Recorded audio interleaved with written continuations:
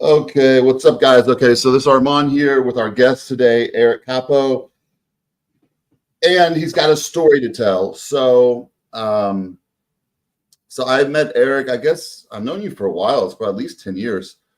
Met out in Dallas, working at the bar scene in Dallas, and then you were always jacked. I think you competed a couple times too, and I guess let's start with how you got into bodybuilding, and then like with the gear and the kind of like progression into selling. Of course, we've all had that chance to sell gear and make money. I mean, a lot of my friends were doing it when I was competing.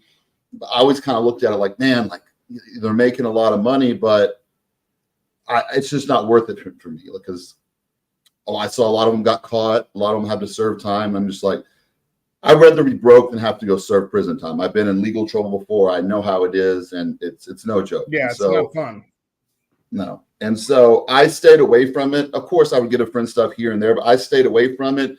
And I'm glad I did because we'll get into your story too. But, people don't understand the difference between, like, a lot of people think steroids the cops don't care about. I used to hear people tell me, yeah, cops don't care about gear and stuff like that. Yeah, they do. And they'll watch you for years too. So tell me how you first got into bodybuilding initially, how old you were and all that. I was around 16 when I first got into bodybuilding, and I did it more just to get girls. Was how I started because I was kind of like a nerdy kid in high school. So I had friends, but I was more into art and whatnot. But I noticed that that's not what the women were into back then. So, and I was I always was into like, Arnold and Rambo and all that kind of stuff. So I was in that kind of like, I always idolized those people. So I kind of went to that. So basically that's how I started. I was 16. I worked out like the whole summertime. I didn't go on vacation, came back to high school.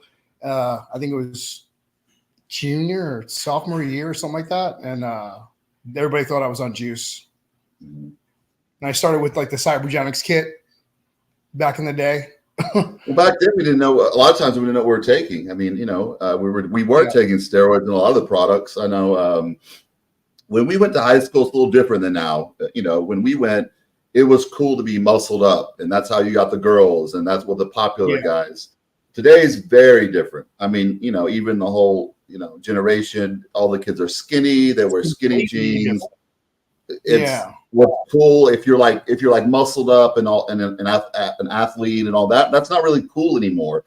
Girls like the guys that are tattoos everywhere, faces. It's a really different time. And so we all kind of got into working out for different reasons back then. I got into it from soccer. I was never picked on in high school. I was always popular. But as soon as I saw a bodybuilder, which was easy, I grew up in Arlington, obviously. I was just like, I want to look like that. And I was a skinny soccer kid, and everybody told me like, dude, you could never do that. So that's what pushed me to, when I took a break from soccer, I got into that. Was that kind of, you were pretty tiny too? Because most bodybuilders are pretty small before. I was like skinny fat, I would say. I think the one thing that kind of pushed me is we were in the lunchroom, we were doing like arm wrestling, and I had like kind of big arms. And somebody like kind of, as I was arm wrestling somebody, one of the guys pushed my arm and it was just jiggly. And then he like called everybody over to do it. And I was like embarrassed. So that kind of was like the first start of me being like, I got to get into shape. My dad was, I was in martial arts from like about 5. So my dad was in Korea. So he learned Taekwondo from John Rhee. So I was doing martial arts since I was a little kid. So I was really good with that. And back when I was younger, I graduated in 93. So when I was younger, the guys were, Jean-Claude Van Damme and Steven Seagal. And, that was the big thing back then. I mean, it's a long, long time ago. So how old are you? I'll be 50 in a month. Okay. So you're 10 years older than me. Okay. Well, you look a lot younger, so that's good. Thank you. Okay. So you got it. You got into bodybuilding and all this stuff. So when I was pretty aware of gear at a young age, just because a lot of people around me were doing it, and then we were actually making trips. You know, when the good stuff was in Mexico, me and my friends at like 16, that was my first time to Matamoros for spring break, and we actually bought steroids over there and brought them back. I was contemplating taking them, and I didn't. I just ended up selling to people on the football team, which I was all friends with. So I didn't actually start until it was almost my 20th birthday. So I competed two times naturally before I started. I kind of looked at it like, if I can't win a local show natural, I have no business taking stuff. So I'm glad I waited. What age did you first kind of get into taking stuff? See, I was anti-steroid for pretty much until I was in my early 20s, like my 24, somewhere around there. Mm-hmm. So like I was completely anti-steroid. So I was pretty much natural till then, until I think after my first marriage broke up. And then I started getting into like all kinds of drugs. And so once I got into those things, you know, steroids was just that was like a non-drug to me. I didn't see it as a drug. So you got into recreational drugs before the steroids. Yeah.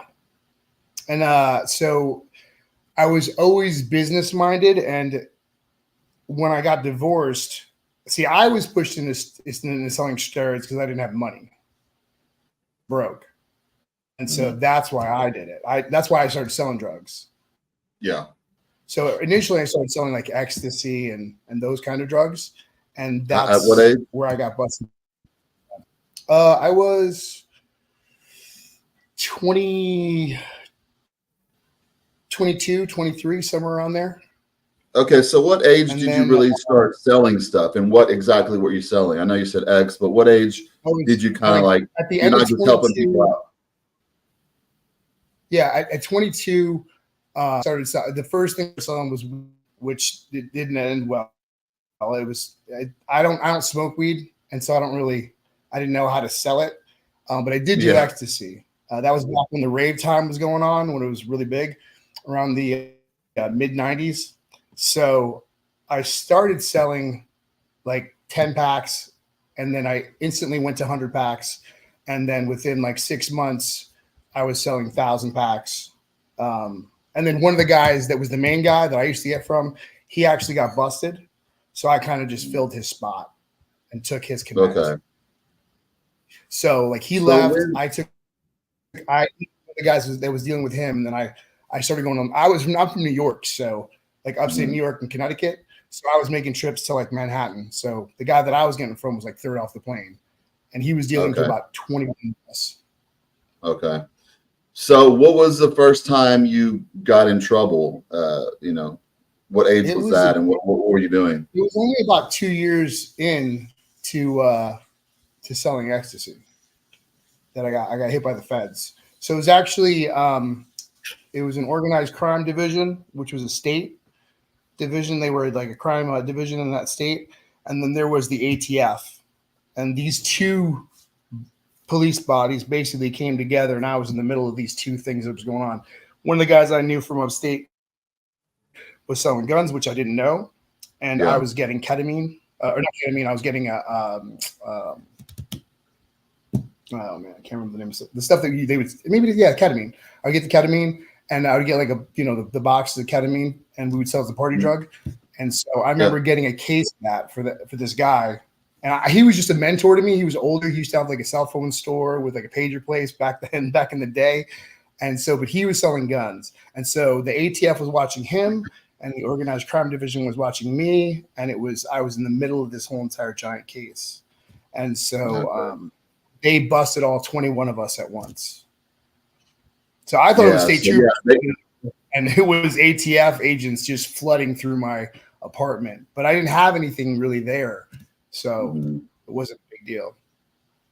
Okay, so at that age, did you? It wasn't a big deal where they had actual stuff. But the feds, so that's the other thing, is most people don't understand that feds do not need product. They don't need to catch you with anything.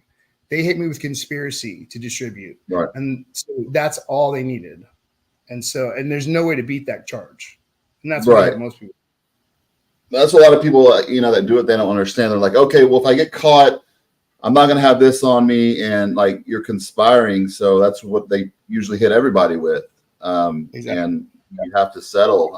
It's not like, I'm going to do a plea deal. I'm going to go beat this. No, you're not going to beat it. I think the difference is between state and feds. So like if you get hit by the feds, there's a plea deal, but it's a plea deal in the state. When you have a plea deal in the state, they come to you with a plea and you're like, no, I don't want that. They come back, you're like, no, I don't want that. And they come back with probably a third one. You're like, okay, I'll take that. And it's like a really low thing. It's not a big deal.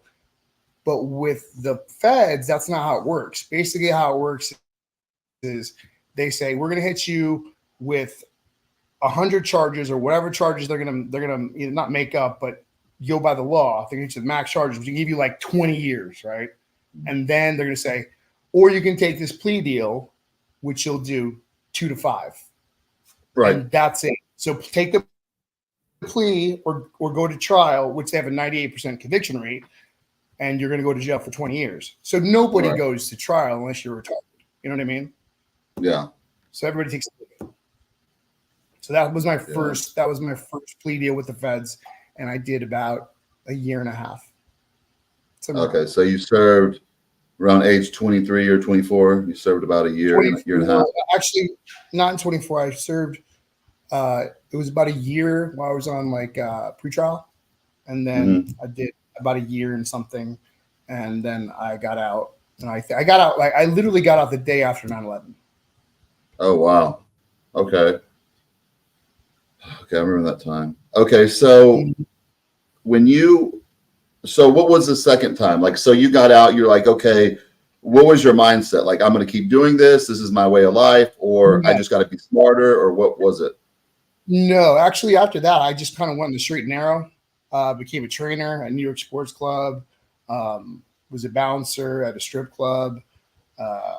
And I just kind of, I married a lawyer who was a dancer. I mean, I kind of just stayed to this. I figured I can have this girl. She makes a lot of money. She's smart. She also makes money dancing. So I would have no problem. And she actually went to SMU Law School here. And that's how I got to Texas. We should move to Texas. And so we moved here. After your first charge and serving time, you moved to Texas after that? Yeah, during my probation. So I was here for the last about 2 years of probation. Okay. Did that, completed that, didn't have any issues. And then I was doing steroids recreationally a lot at that time, what I thought was, and then I did my first show. I did the Heart of Texas, like right as I turned 30. Like right before 30, 29. And so I was selling just like everybody else does. You're going to get something for somebody. You're going to pay for your own stuff. I was training on the side. I was training this guy who was getting growth hormone. He had HIV, so he was getting growth hormone sent in. And he was paying with growth hormone. So it was coming right directly from the pharmacy. So Ceros, which you can't find anymore, which were amazing. I think at one time we were all getting paid with a lot of, I had several gay clients too with HIV, and you were getting, straight from the pharmacy, and they were giving them like 20 at least a month at that time, and then when they came out with loading them up, there was no AIDS drugs back then. It was all growth. Yeah. So once they came out with all the better drugs, they stopped really prescribing. I remember in 2014, my last year, I went back to competing. The guys that did have AIDS, they could only get a couple, and they had to argue with their insurance just to get it. So it was a pain. They were charged. The insurance was an arm and leg. Yeah. So, but yeah, so I did that. I did the Heart of Texas. I won first in overall. So that was my first show. And then I got hooked on that. As soon as I won that first show, I was like hooked on bodybuilding. And I thought I was doing a lot at that show. I think I was doing somewhere around, 1,500 milligrams, if that, somewhere around there. And I thought that's a ton of juice to be doing. And then I did the Red River, like right after that, probably I was in my 30s still. And I went up a weight class. So went to light heavy. And then I won that, qualified for nationals. Never made it to nationals. Every time I qualified, I just kind of went off the rails with bodybuilding anyway. Up my dosage for that show, doing a lot more harder drugs, like more androgens. So I was more puffy for that show. Kind of messed up my diet. And then I moved to Georgia with my currently ex-wife now. And we had a Sonic franchise, and I was a stay-at-home dad for years. And I didn't do anything for a while until we had some issues, and she just the deal was I stayed home, she works, and I just take care of the kid. And then it didn't work out that way. It worked out that I took care of the kid, but she treated me like crap. So she just kind of kept the money from me. So for me, I was like, I'll just make my own money. So then I was like, I'm just gonna do my own, UGL, and that's how I started with that. Okay, so you saw like other people, and did you think like, okay, gear is not gonna, if I do get caught, it's not gonna be as much trouble as the previous? Did you kind of think that way? Well, I mean, even years that I've been just like, I was just, selling some stuff on the side. You're training people, you're getting stuff for people, you're making some money, you're making a little, like maybe 500 here, and you're paying for your going out to your clubs or whatever. But when I started the UGL, the money was so great and it was so quick. And I had cops that I was giving it to, and they were like, don't worry about it. They don't care. Nobody cares. And the state really didn't care back then. They didn't really care. And then it was the feds that really cared. And I always tell everybody, you could be the best criminal in the world. Okay. You could, have all these burner phones, and you could be, hiding all this stuff, and you're not going to have it at your house, and you're going to have different locations. You're going to do all this kind of stuff. And that's great. But you have stupid all around you. There's dumb people everywhere that you deal with, in the clubs, at the gym. And when these people get hit for DWI or pulled over for something stupid, and they got some stuff in their car, they're going to roll on you. Yeah. And that's just, that's almost my other friends got caught too. And I was, I told them like, man, like, no, that person's cool. Like, no, no one is cool. When they're put in that situation, people act like oh, I would never do that. Everybody will do that. I mean, like best friends do it to each other. Family does it to each other. So when someone's put in that situation, and that's the way I looked at it too. Like I was so scared of, going to prison, all that, but I never even wanted to be put in that situation. I had plenty of opportunities. My friends were selling a lot of gear and like, hey, you want to just, I'm like, no, because I started prepping people at a young age too. I started competing at 18. I started helping my friends compete at 18. I was good at it. I did that for free for the first couple years, and then I made a business out of it. And so coaching heavily, everybody, and I said, listen, I can start, selling gear to all my clients, but I'll get caught. So you're gonna have a mad client. You're gonna have something's gonna happen. Somebody's gonna roll on you somewhere, and that's exactly what happened to me. We used to go into that. We used to go to the bars, and I remember buying the C7 Corvette. Pre-ordering it. I was like one of 6 people in my area to first have it. Like everybody thought it was a concept car when I had it. Yeah. And we used to go to the city. We used to go to because at the time I was living in Chicago, in Illinois.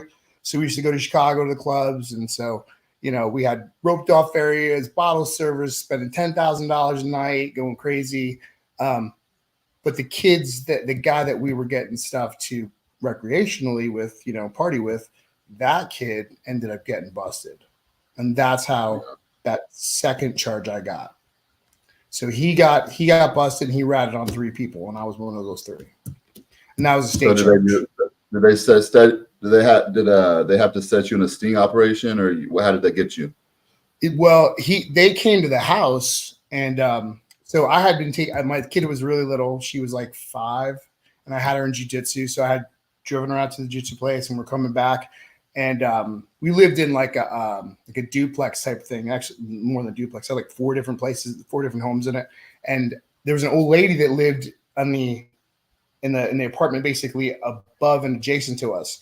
And I thought she had a heart attack because it was just nothing but like blue and red lights, at my house when we lived at a dead end. And when I pulled in, they jumped out with like automatic weapons. And I was like, there's a kid in the car, hands up, you know. And they were like, where's the ecstasy? Because that was my prior charge.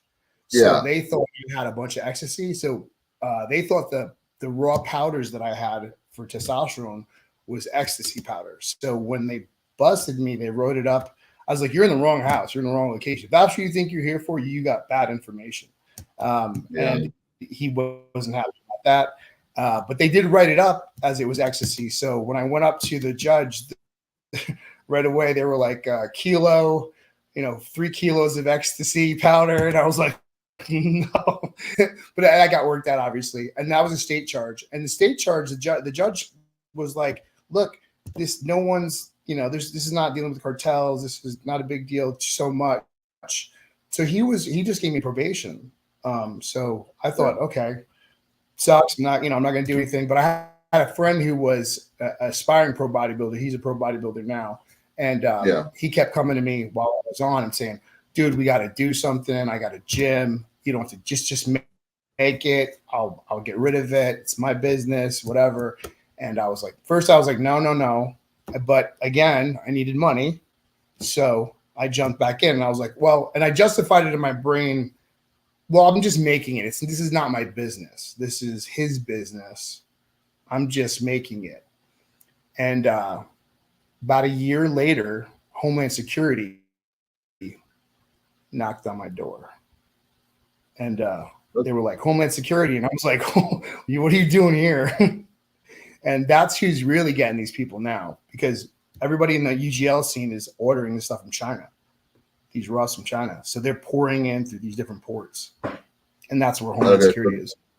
So tell everybody what's different from, state, federal, Homeland Security, because a lot of people they don't understand how the system works. People just think there's police officers and the police officers are going to show up, and it's way beyond that. And when they're watching certain people, they know everything about you. I mean, I got in trouble.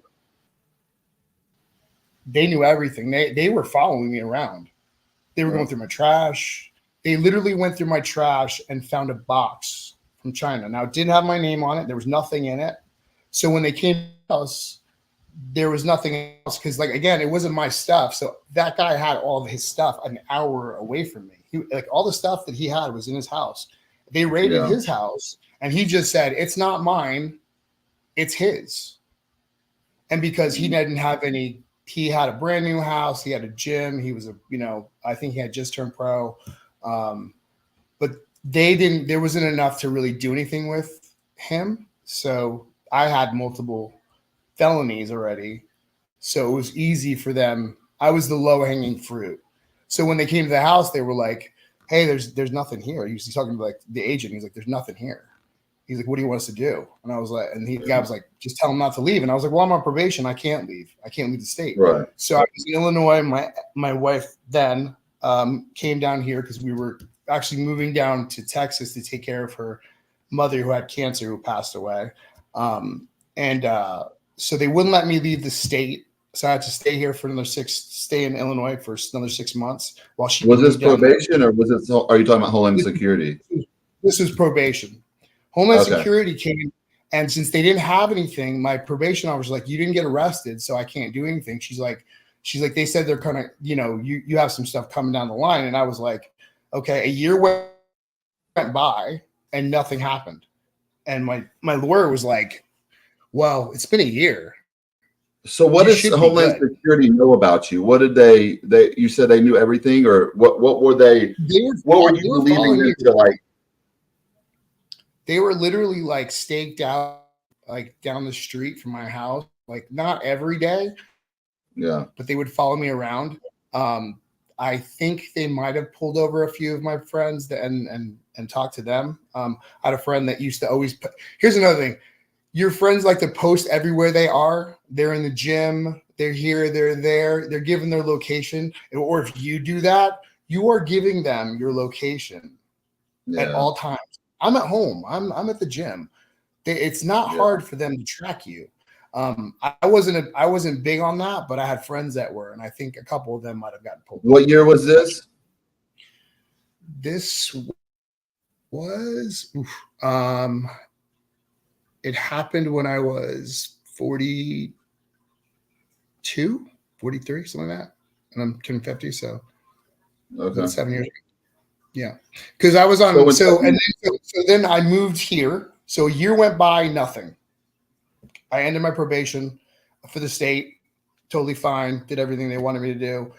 Came down here, worked at a supplement company, a big one. I won't name it, but I worked at a friend owned it, and he owned part of it, and he got me a job there. So I was doing like night crew, and I was the manager for that, and everything was going great. I was giving people the spiel of don't do what I did, because I was on the straight and the narrow at that time, and right before the second, because they have 2 years, to come get you, and right before the second year was up, they showed up in Texas at my job at like 2 a.m. I went outside to get a cable, like an iPhone cable for like headphones for somebody, and they all jumped out of the car, guns drawn, and they're like, "Remember us?" And I'm like, they're like, "You're under arrest for the sale of anabolic steroids and money laundering." And I was like, "Nah, me, I haven't done anything." It's been 2 years almost. And so they have a very long memory. That just because you think you're not getting away from the feds. That's not happening.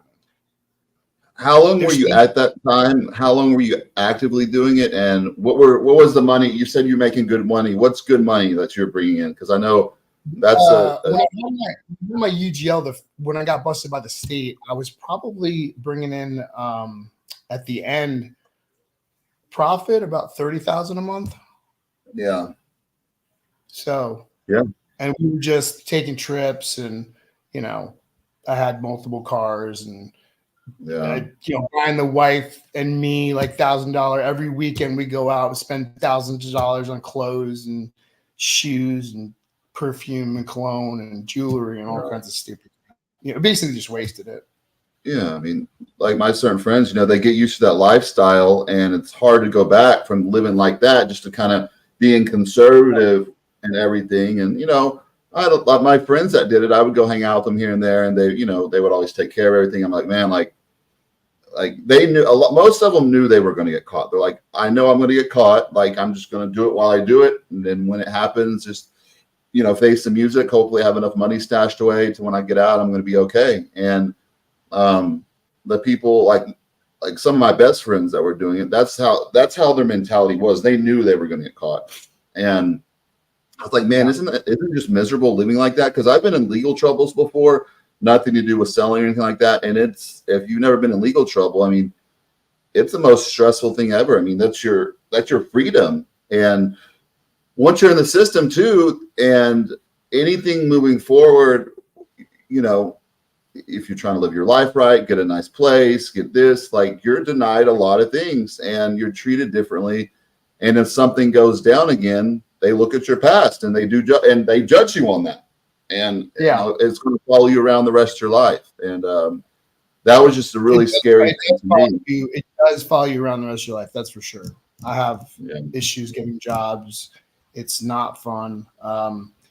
You get to the point where you can't get apartments. You can't get a lot of jobs. You can't get certifications, like all kinds of stuff. I mean, I could have taken like the Series 65 test, but because of that money laundering charge, I can't. See, I got in trouble when I was 18. I got a crazy charge. I mean, I didn't have anything involved with it, but I had a horrible attorney. I was 18, and they went a little hard on me. I had a really bad attorney. He was an alcoholic. Well, they're all alcoholics, but he was like, "You're 18 years old. 9/11 was 8 months ago. Your name's Armand DB. You're 240 pounds." And he's like, "Yeah, that's not. It is what it is. You're in the Middle East. I'm half." And so he's like, "This is not the best time for you to be going trial. Like, if you get convicted, you're going to get 40 years. Just take the plea bargain, 7 years." And I didn't understand. Yeah. Okay. Yeah. I didn't understand how the system worked, and it was deferred, but I didn't understand that even though I wasn't, it's going to show deferred. Yeah. I couldn't get apartments. I couldn't get, Yep. I get jobs. And that's what kind of led me into bodybuilding, because then I did a show at 18 to kind of, keep on track. I remember senior year in high school, I was wearing an ankle monitor for the last, yeah. So, I didn't realize what I was agreeing to. And that's always important people understand, because I had people in the future like, why didn't you beat that charge? That was a easy case to win. I was 18, you have your parents that don't know anything. Just please take this, baby. No, we don't want you to serve this time. Like, you don't know what you're doing. They scare you into it. They scare you into taking the plea. They just say, like, you look, if you don't take this plea, you're going to be gone forever. One of the first time I got busted with ecstasy, the guy said, and I literally, the guy was like, they didn't have anything in the house on me, so they let me they basically let me out. They were just wanted to follow me or whatever, but they figured that I was going to stay around and maybe help them out.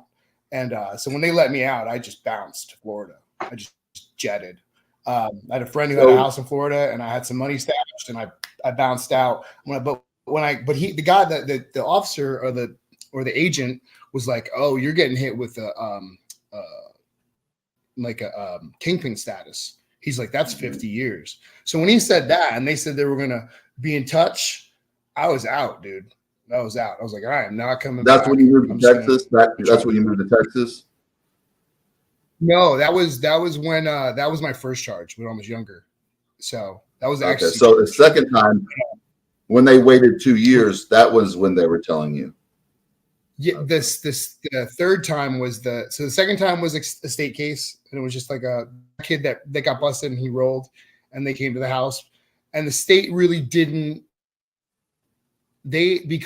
So you have a 3-strike rule, but the 3-strike rule only pertains to the same drug, so you have to sell the same drug. So if ecstasy was the first one, steroids was the second one, they don't count together. So if I was to get hit with another steroid charge, that would be a 3-strike rule, and then you would get just head over the head.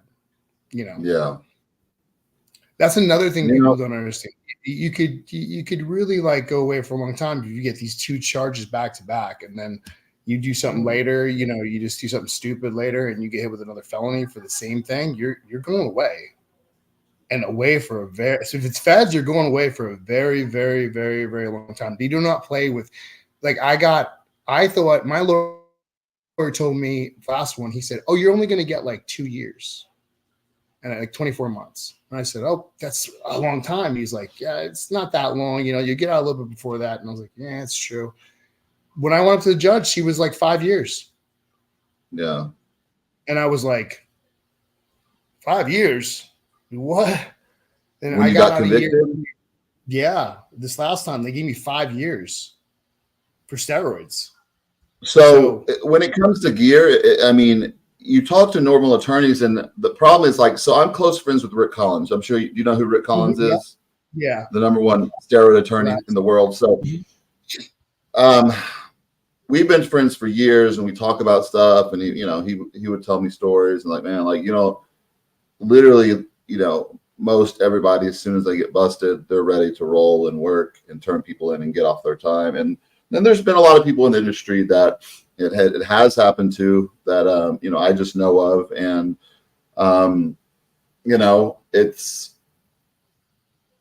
I had one friend, he got busted before, and he was selling meth, and he was just that wasn't like him at all or anything. And they came masked up in there and wanted to work with him, and they figured that he would, because he was a little, kind of dorky, scared kid. And he was like, absolutely not. These guys will take out my family that I'm dealing with. No. Yeah, that's with meth, they'll kill you. So a lot of people do work, and it's when you're in that situation, everybody's like, "Oh, I wouldn't snitch," but when people are in that situation, they're willing to do that fast. But it depends who you're dealing with. Most bodybuilders, if you're dealing meth, or you're dealing heroin, or anything to do with the cartel or anything like that, if you're dealing with them, you're not going to roll, because Right. they're going to kill your family. You know, I was in with people from that, you know, but if you're dealing with bodybuilders or gym bros at the gym, these people have never been in trouble. They've even probably never been in a fight. I mean, you know, everybody's Mr. Superman in the gym, but they probably never been in a fight. They've never been in trouble. And as soon as they get cuffed up and the dude's like, you're going away, that's it. And this guy's like, I'm an accountant. Like, I do this for like just so girls will like me, you know. I'm not trying to go to prison, so they're gonna roll. And then and bodybuilders, they haven't been in trouble, and they've worked their whole life to get to be a pro bodybuilder. They're not trying to risk that, so they're gonna roll. And that's what happened to me. He just rolled, and I thought he was like family to me. Yeah, and most people when they're looking at that, they really don't care. And like you said, bodybuilders, no one's going to come looking for them. No one's going to come get, you know, unless you're dealing with a certain type of people that's rarely in the. If you're selling gear, you're selling gear. Stick to that. When you start mixing pills and all that other stuff, you're dealing with a whole different set of people. You know, once you start mixing with dope, that's a whole different set of people. And you know, it will happen. And you know, I just saw this all the time, and you know, since I was already traveled at a young age, I was just like, and I've even been on lists before because I have friends that were you know, in the DEA and on SWAT and all this different stuff, and I'm like, you're being investigated right now. I'm like, for what? I'm like, I that's when I was like, I've always coached a lot of people, but that was when I had a lot of people I was coaching. And, you know, you deal with crazy ass clients and people like that, but I wasn't getting even stuff for clients. I'm like, listen, if I get something for you, I'm going to do you. I'm going to start making money, and I'm going to be known because the fitness community is really small. Yeah, that's a coach. Go to him. You can hire him, and he'll get you your gear. You know how many times they contact me like, hey, you get all my gear for me. I'm willing to pay whatever. Absolutely, from the beginning. Absolutely not. I don't deal with that at all. I'm a coach. I'm not a dealer. I separate that all because you never know who you're talking to. You could be fed just asking you that straight up, and people are like, oh my gosh, I can make, you know, this money that fast, and you're talking to an agent. People don't understand how, you know, over the years when I got approached by so many different people, and I knew they were law enforcement. I remember I used to work at this store, and so people used to come in all the time from the gym, and I remember this one guy, he wanted stuff. He'd been in there, and we like chatted up all the time, you know, no big deal. He looked kind of straight edge, but I mean, I didn't know what he did. I never asked him what he did, and he asked me for some tests and some DECA, and I got it for him.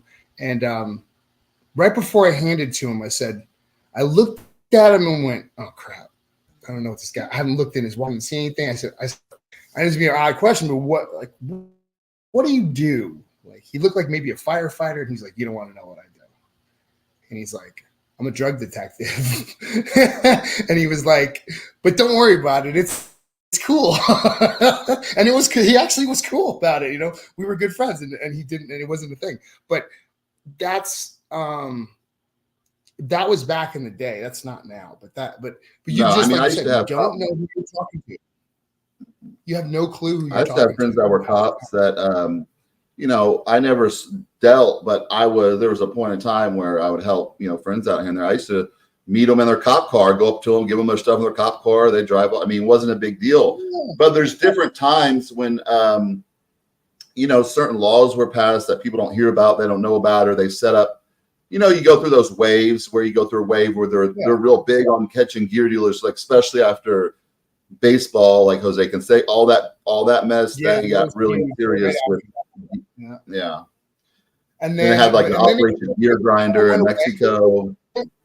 Went away for a little bit, but now it's back and forth though, because everybody's doing these UGLs and so now they know that they can catch you through customs.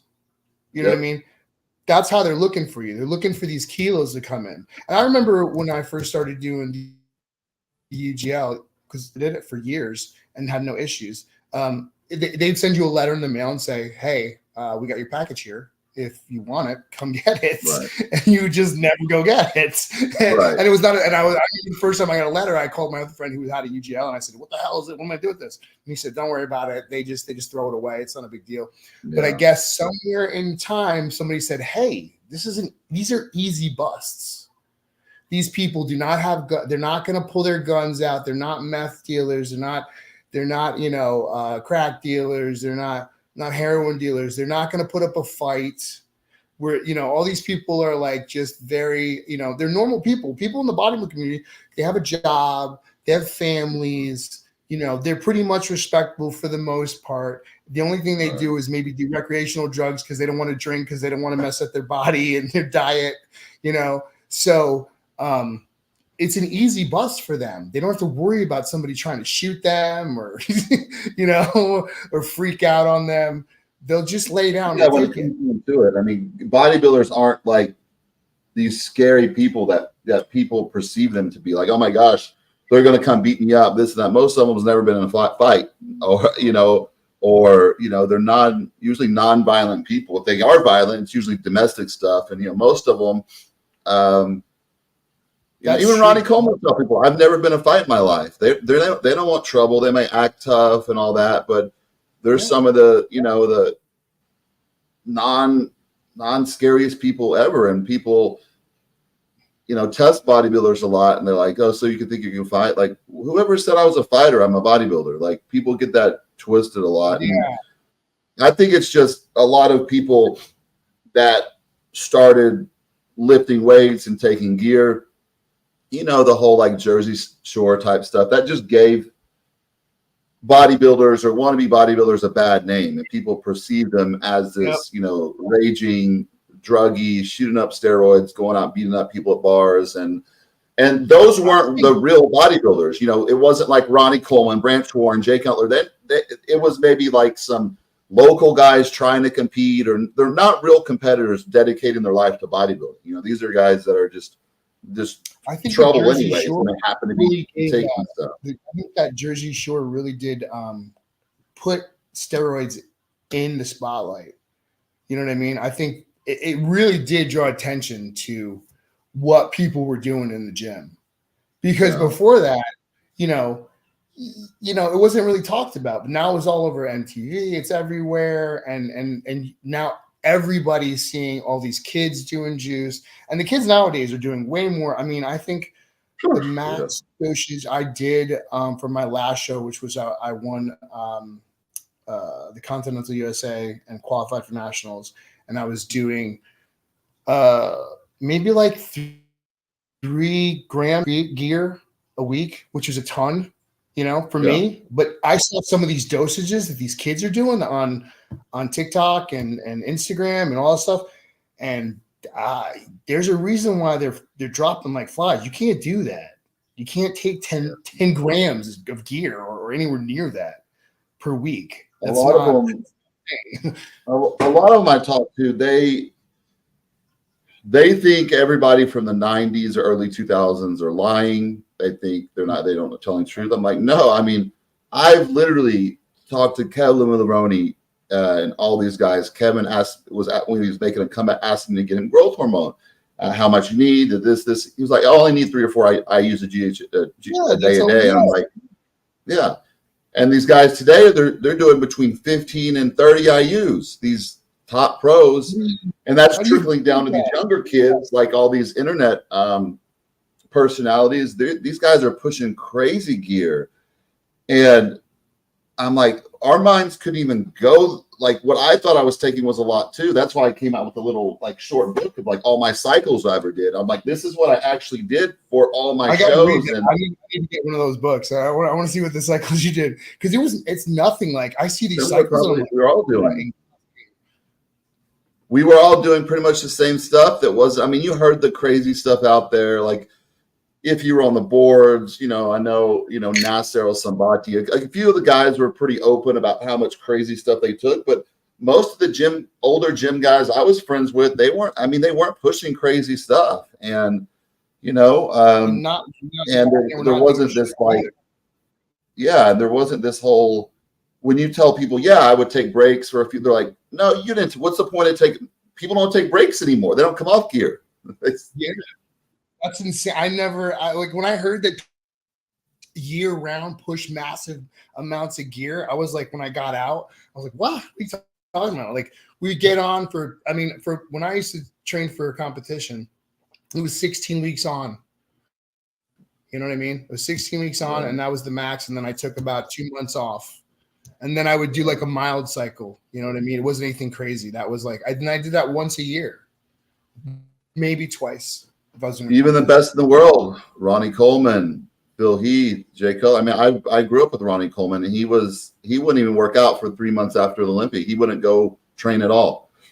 He would give his body a rest just because he was a genetic freak. But these guys, the younger ones, they can't comprehend. They're like, well, how would you get big if you take time off? I'm like, and there's all these people pushing this really horrible information out there, you know, whether they're, and kids are selling stuff. Like there's literally 16-year-old kids ordering all these raw powders and making gear. Everybody makes gear now. Like everybody I talk to, like, yeah, my friend, he makes gear. I'm like, how's your friend? Like, oh, he's 17 years old, 16-year-olds. I'm like, these are kids making gear at their parents' house. Yeah, that's how easy it is. It doesn't take a rocket science.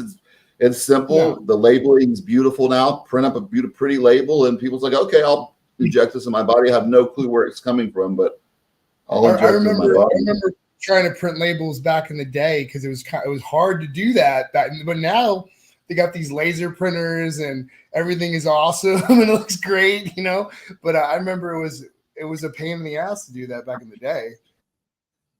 And there was fake gear still. I remember we were getting, you know, gear from like Mexico for a while, but there was some fake stuff mixed in here and there. But Dragon had like 3 different companies that were selling it, and they had one that was great, one that was okay, and then one that was completely fake.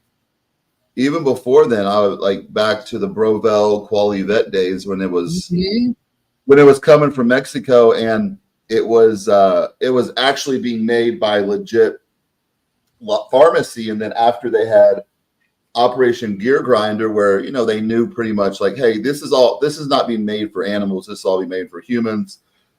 All those labs shut down that were legit in Mexico, and that's when everybody started resorting to all the raw powders from China. Then, you know, Mexico, you could still get gear in Mexico, but it wasn't like it was before, you know, and it was all pretty much turned to underground stuff too. Like there was no legit labs anymore that were real.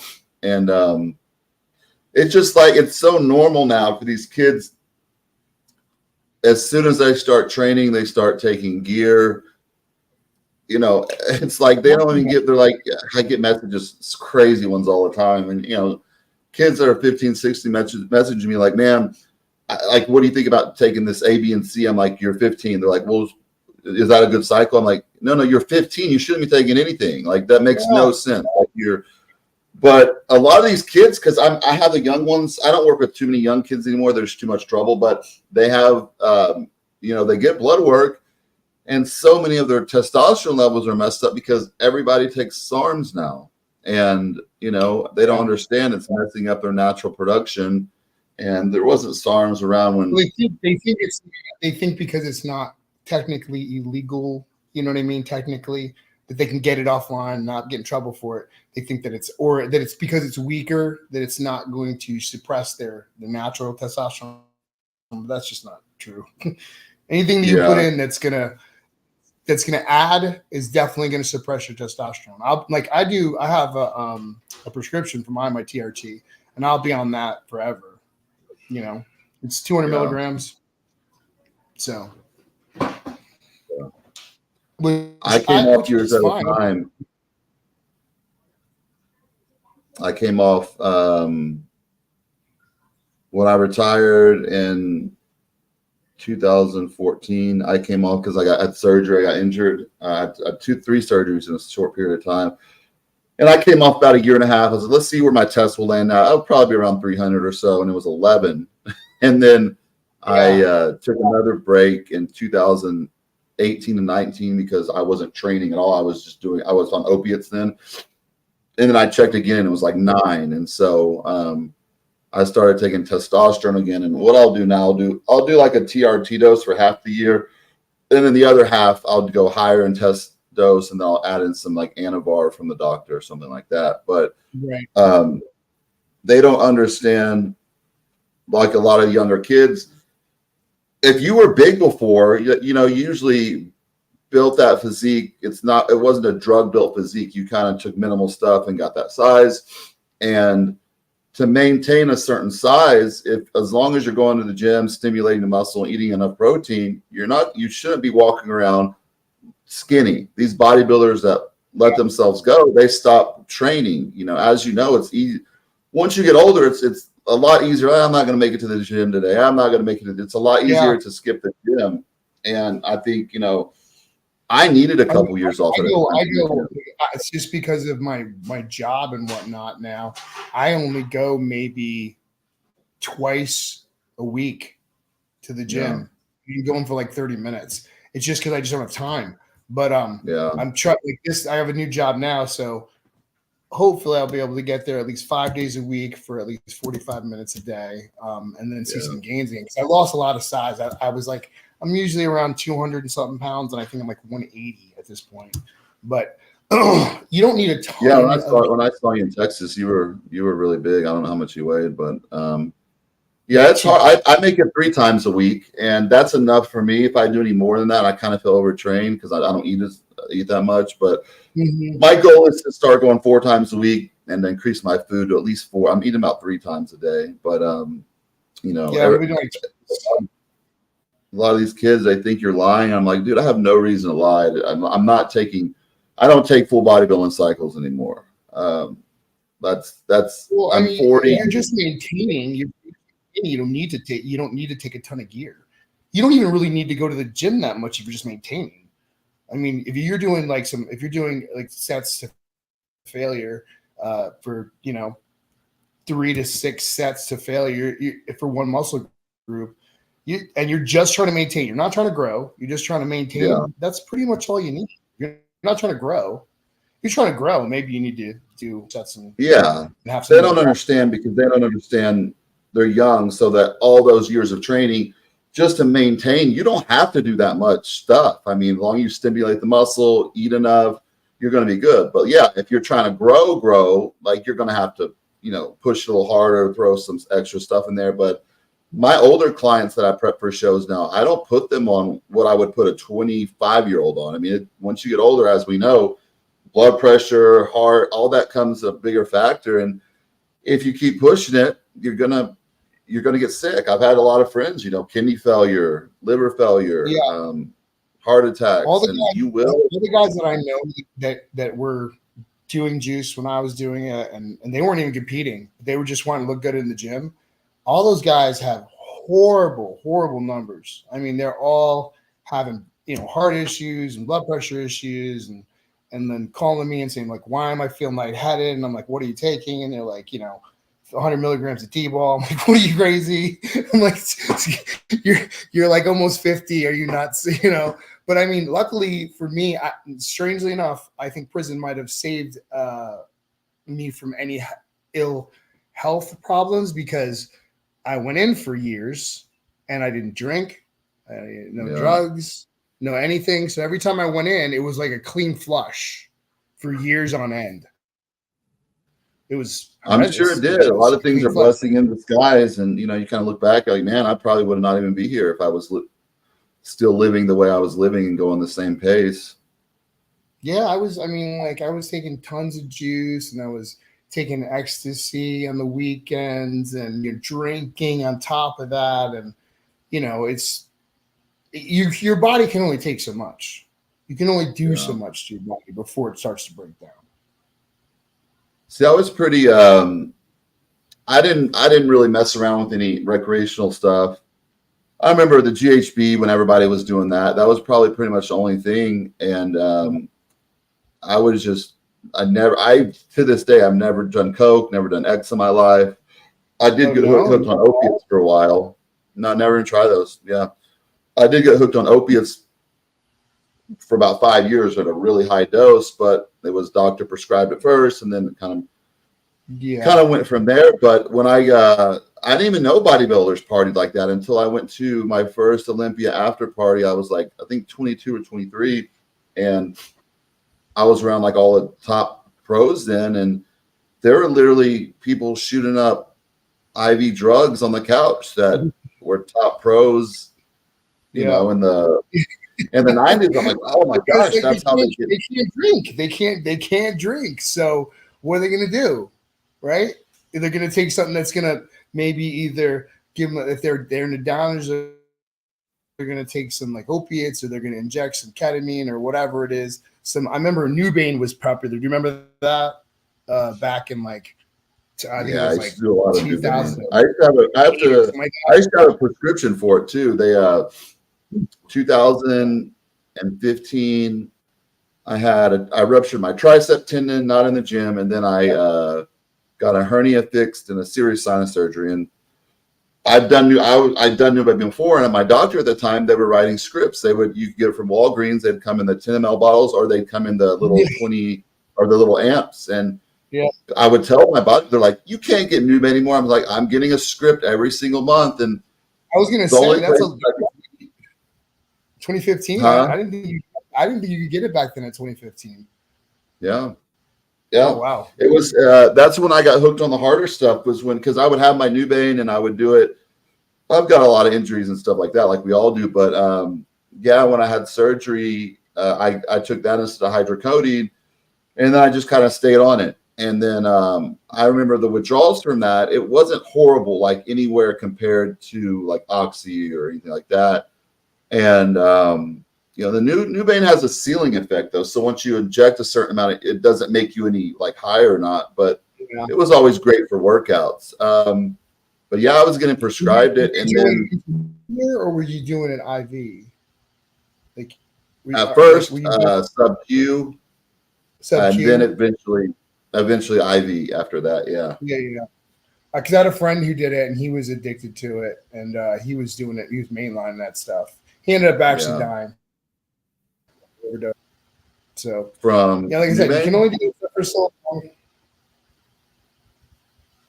Yeah, I mean, once my doctor told me and several friends were getting it prescribed at the time, he's like, "Hey, man, he was in some trouble. He's in federal prison right now. He only had to serve a year, but his brother was a doctor too. He's like, I can't prescribe you this stuff anymore.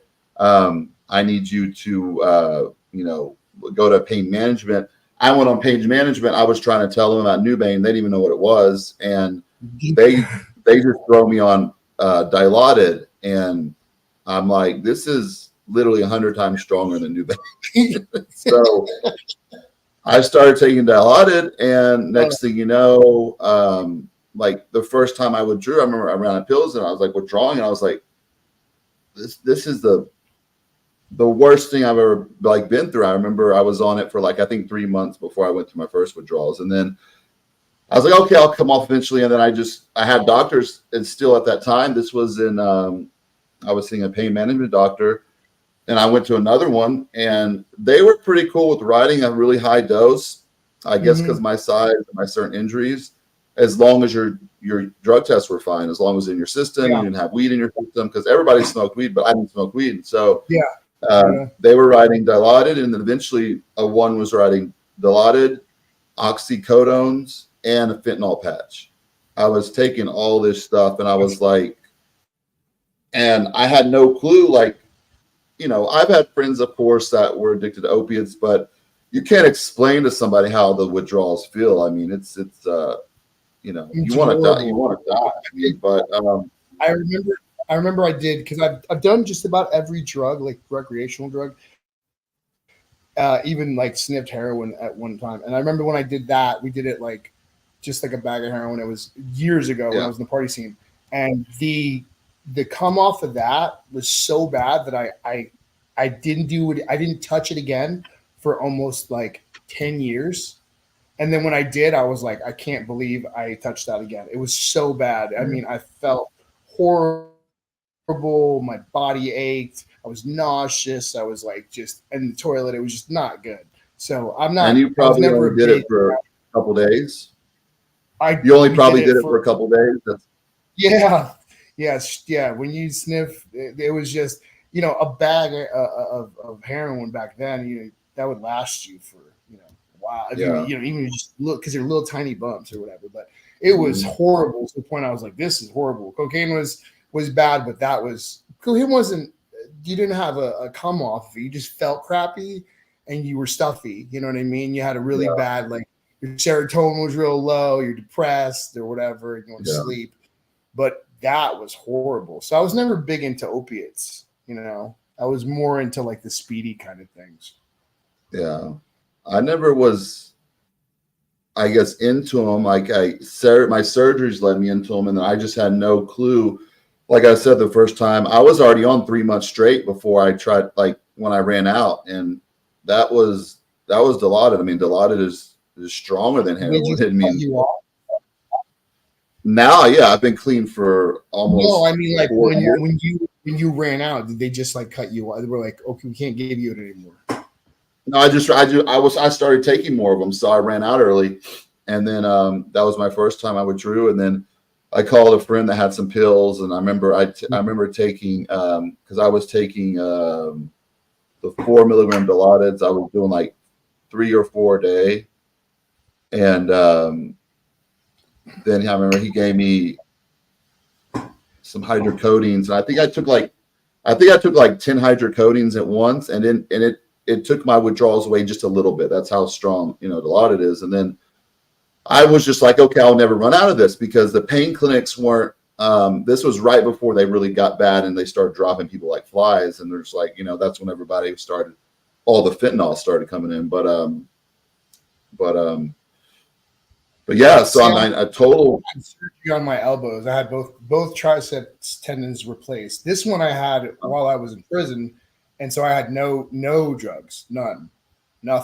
That's crazy. When you're locked up, they don't give you anything for your opiate wise. They gave me 2 days of hydrocodones, 1 in the morning, 1 at night, and then they're supposed to give me 3 more days of 1 in the morning, 1 at night of I think it was like 10 milligrams or whatever it was. And they were like, "Yeah, the doctor didn't come in, so you're not getting your meds."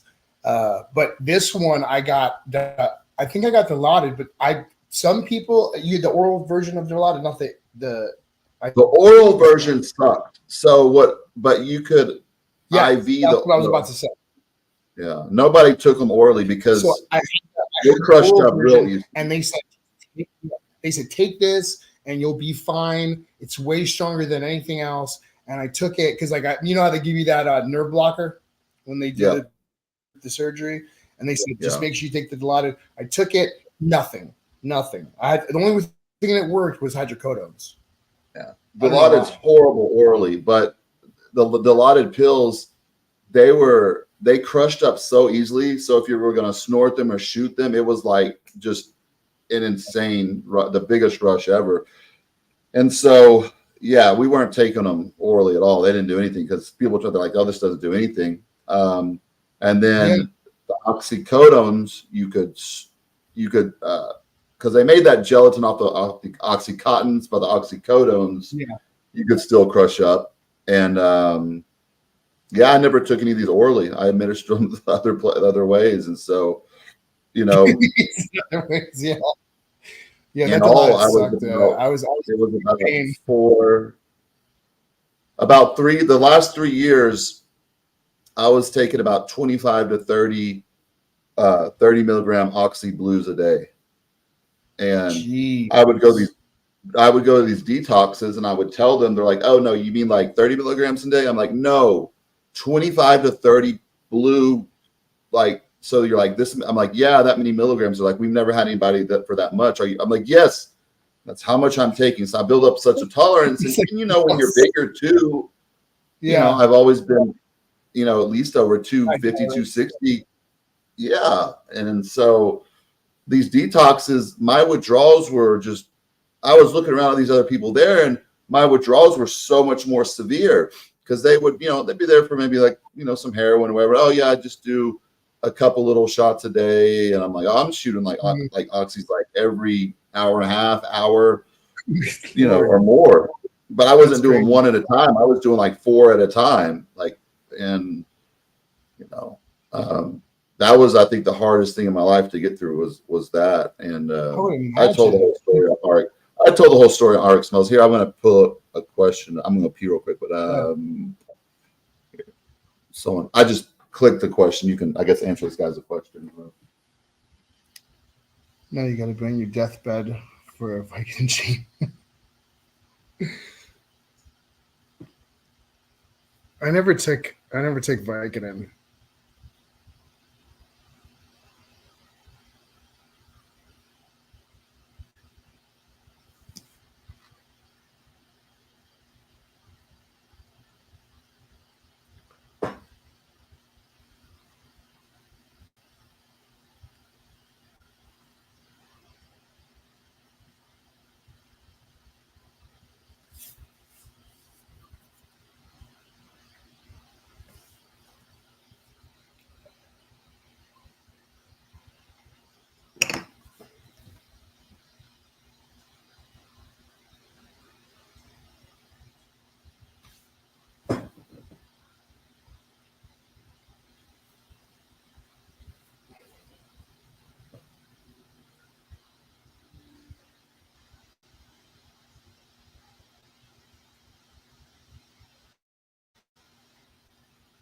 All right, so let's talk about your.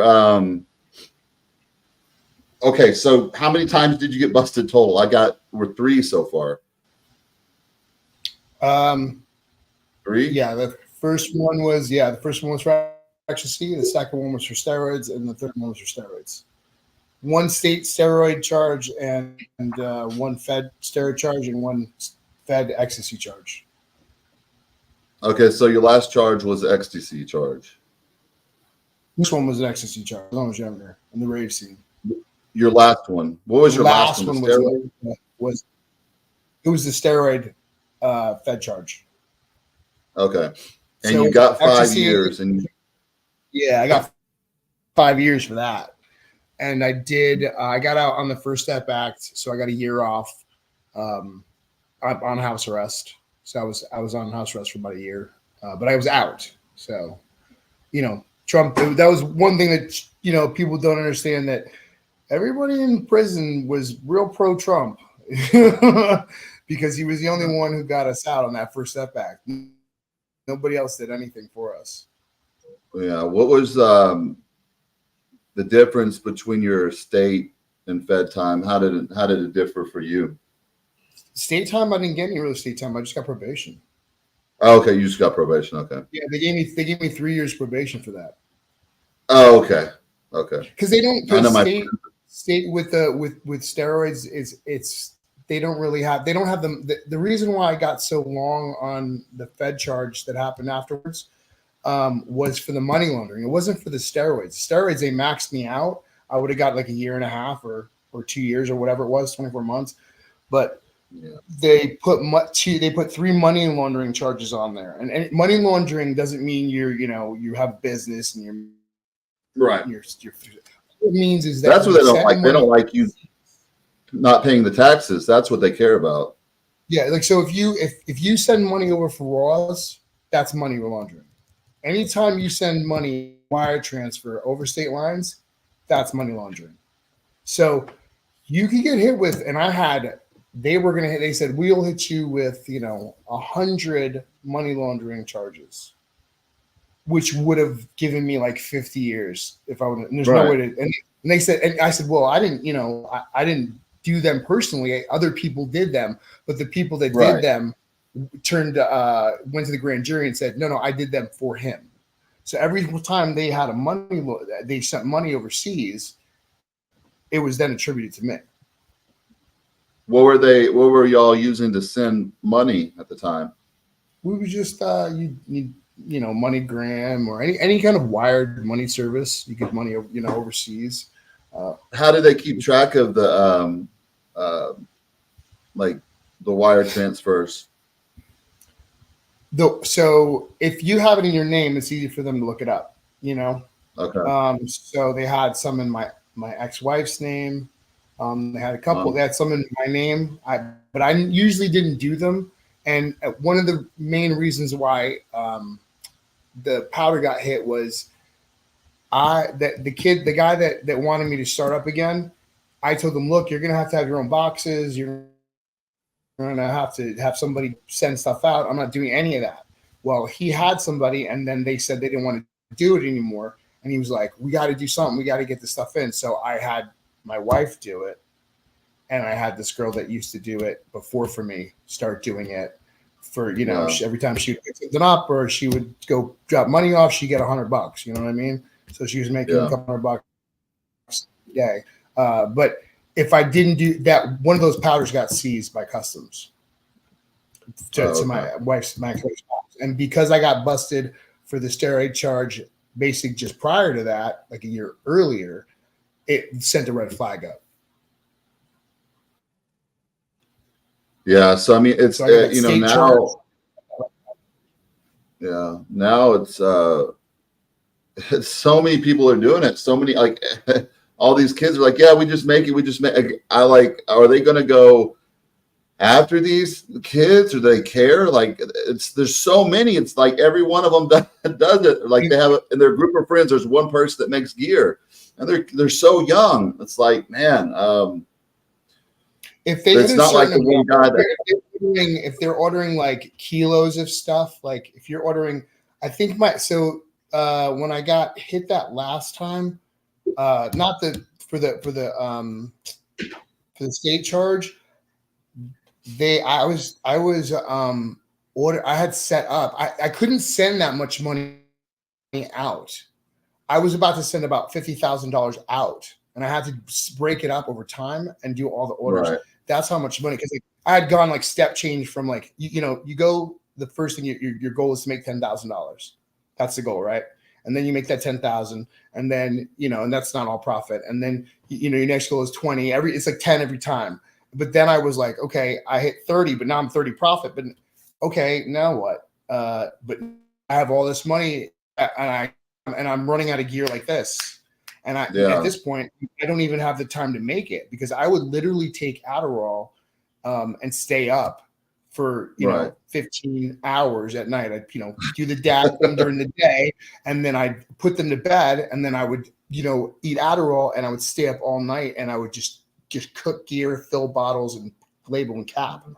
And I had to actually pay someone to actually start labeling and capping stuff, because I just, he'd have to come over like on the weekends and be like, look, we're going to run 3 days straight. We have a bunch of Adderall. We're not going to bed. and that's how we did it. But that was at that point, I was kind of like, I don't know. I either have to go up and get somewhere else to do this, or I have to start hiring people, because I can't do it by myself anymore. Yeah. Like my friends now, and I don't know anybody that deals anymore. Like, cause I'm not into, I'm not having to take all the stuff anyways. I mean, I know people that I'm not close with them though. They're all, smartened up, and they understand like, it's way easier to get in trouble now too. Cause the ways, you pay money, everything's tracked, and, but like I said, like much easier though to get this from your doctor, and it's legal. You know what I mean? Why would you? We don't mind paying for our testosterone and getting our levels checked. I mean, my clinic, they can prescribe several things too, but an 18-year-old, they don't work with anybody under 25. So all those kids, they're not going to pay, whatever. It's like $300. $400 a month for Anavar. They're not going to do that. They would just go get it off the street. I mean, whatever. My doctor do it, and she obviously, I'm older, but she, like, when she prescribed it for me, I went to the pharmacy and it was like $20. It was like, no, it was, what was it? It was $49 and it wasn't a lot. It was like 5 cc's for $49. I was like, what? I was like, it came and I was like, that's cheap, because I'm not taking a lot, so it doesn't really matter. Yeah, you know what you're taking too. It's like, but the dosages they're taking now, it's first of all, like I always tell my clients, I'm like, listen, like your job to get your stuff. I don't have any ways. Like they're like, is this? I don't know what's good or not. It's like it could be good one month, bad the next month. I'm like, check it with the Roy test. At least you'll know what compound you're taking. There's only a few of them that can, like, I think, gauge the milligram, but it's you're on your own. And a lot of people, even some of the top bodybuilders like Peterson, the popular classic physique guy, he passed away a few years ago. When they did his autopsy, you know, all the compounds we would take for a competition. I mean, at my top level competing, I was taking, I don't know, at least 10, 12 different compounds, and they only found like 3 compounds in the system. So it just showed you most of the stuff was fake he was taking.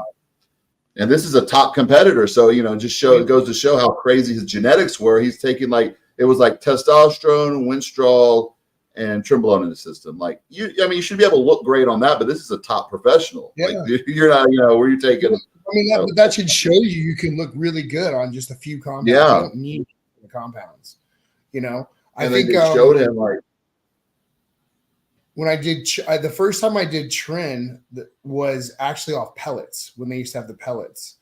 Yeah, and this was back in New York. We used to order them from the vet supply, crush them up, and we get that magic kit that they would sell online, you know. Yeah. And then we would make it, and I grew like a weed because it was like legit Trin. You know what I mean? And the UG stuff, it never was quite as strong as those pellets that I got. That stuff was like a miracle cure. Like it was like night and day. And even, but you know, I'd have to get the same results that I got from that stuff from the vets.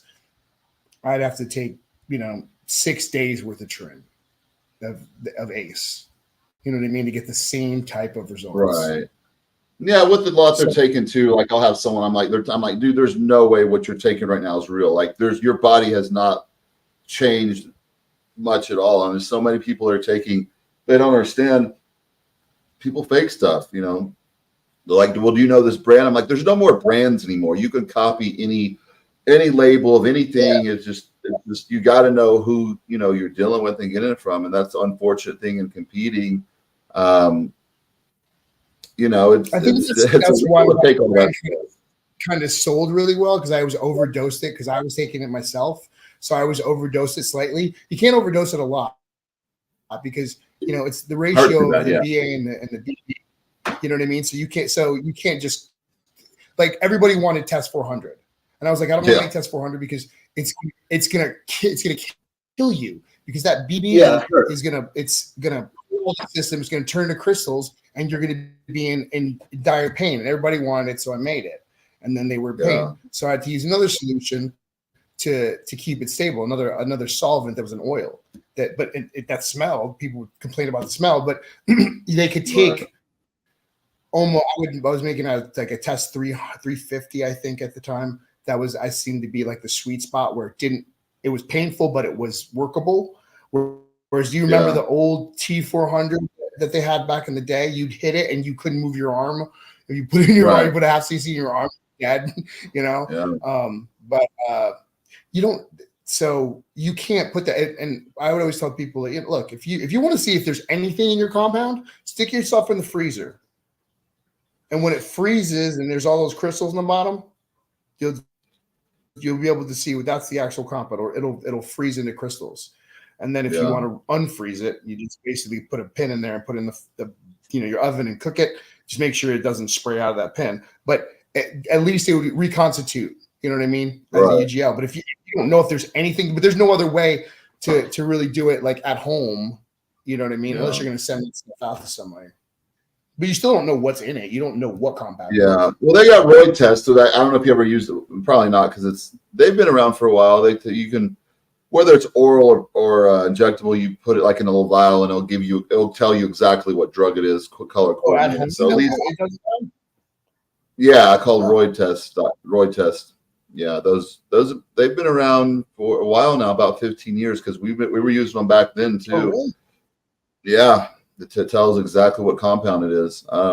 So like a lot of the women, obviously I would always have women like test your anavarvs, D-ball, most of the time. And I never had to take that much underground stuff. I was always getting the amps from, whether it was the Middle East or, India. Like I was getting the pharmacy grade stuff from other countries, because I did some underground trim before, and I got like the worst infection in my leg. I couldn't even train legs the whole time I was on prep for the first show. And I was like, I don't care how much stuff costs. I will never use. And I never did well. My immune system never did well with underground stuff, because I was so used to just taking all pharmacy grade stuff. And, you know, a lot of people cut corners when they're making stuff too. And, Yeah, you know, well, BA is super cheap, so why would you run BB in there, which is the main solvent? But you can get BA for like third or tenth of the price. So they use a lot of BA, so that's painful, but it will keep it from crashing out on them. But that stuff's not good for you. No, you know? And too much BB is not good for you. None of that stuff is good for you. No. So what's your like? It's very different today. I'm sure you have disconnected from that whole scene, and you know that 4 years is a long time being, you know, going away for.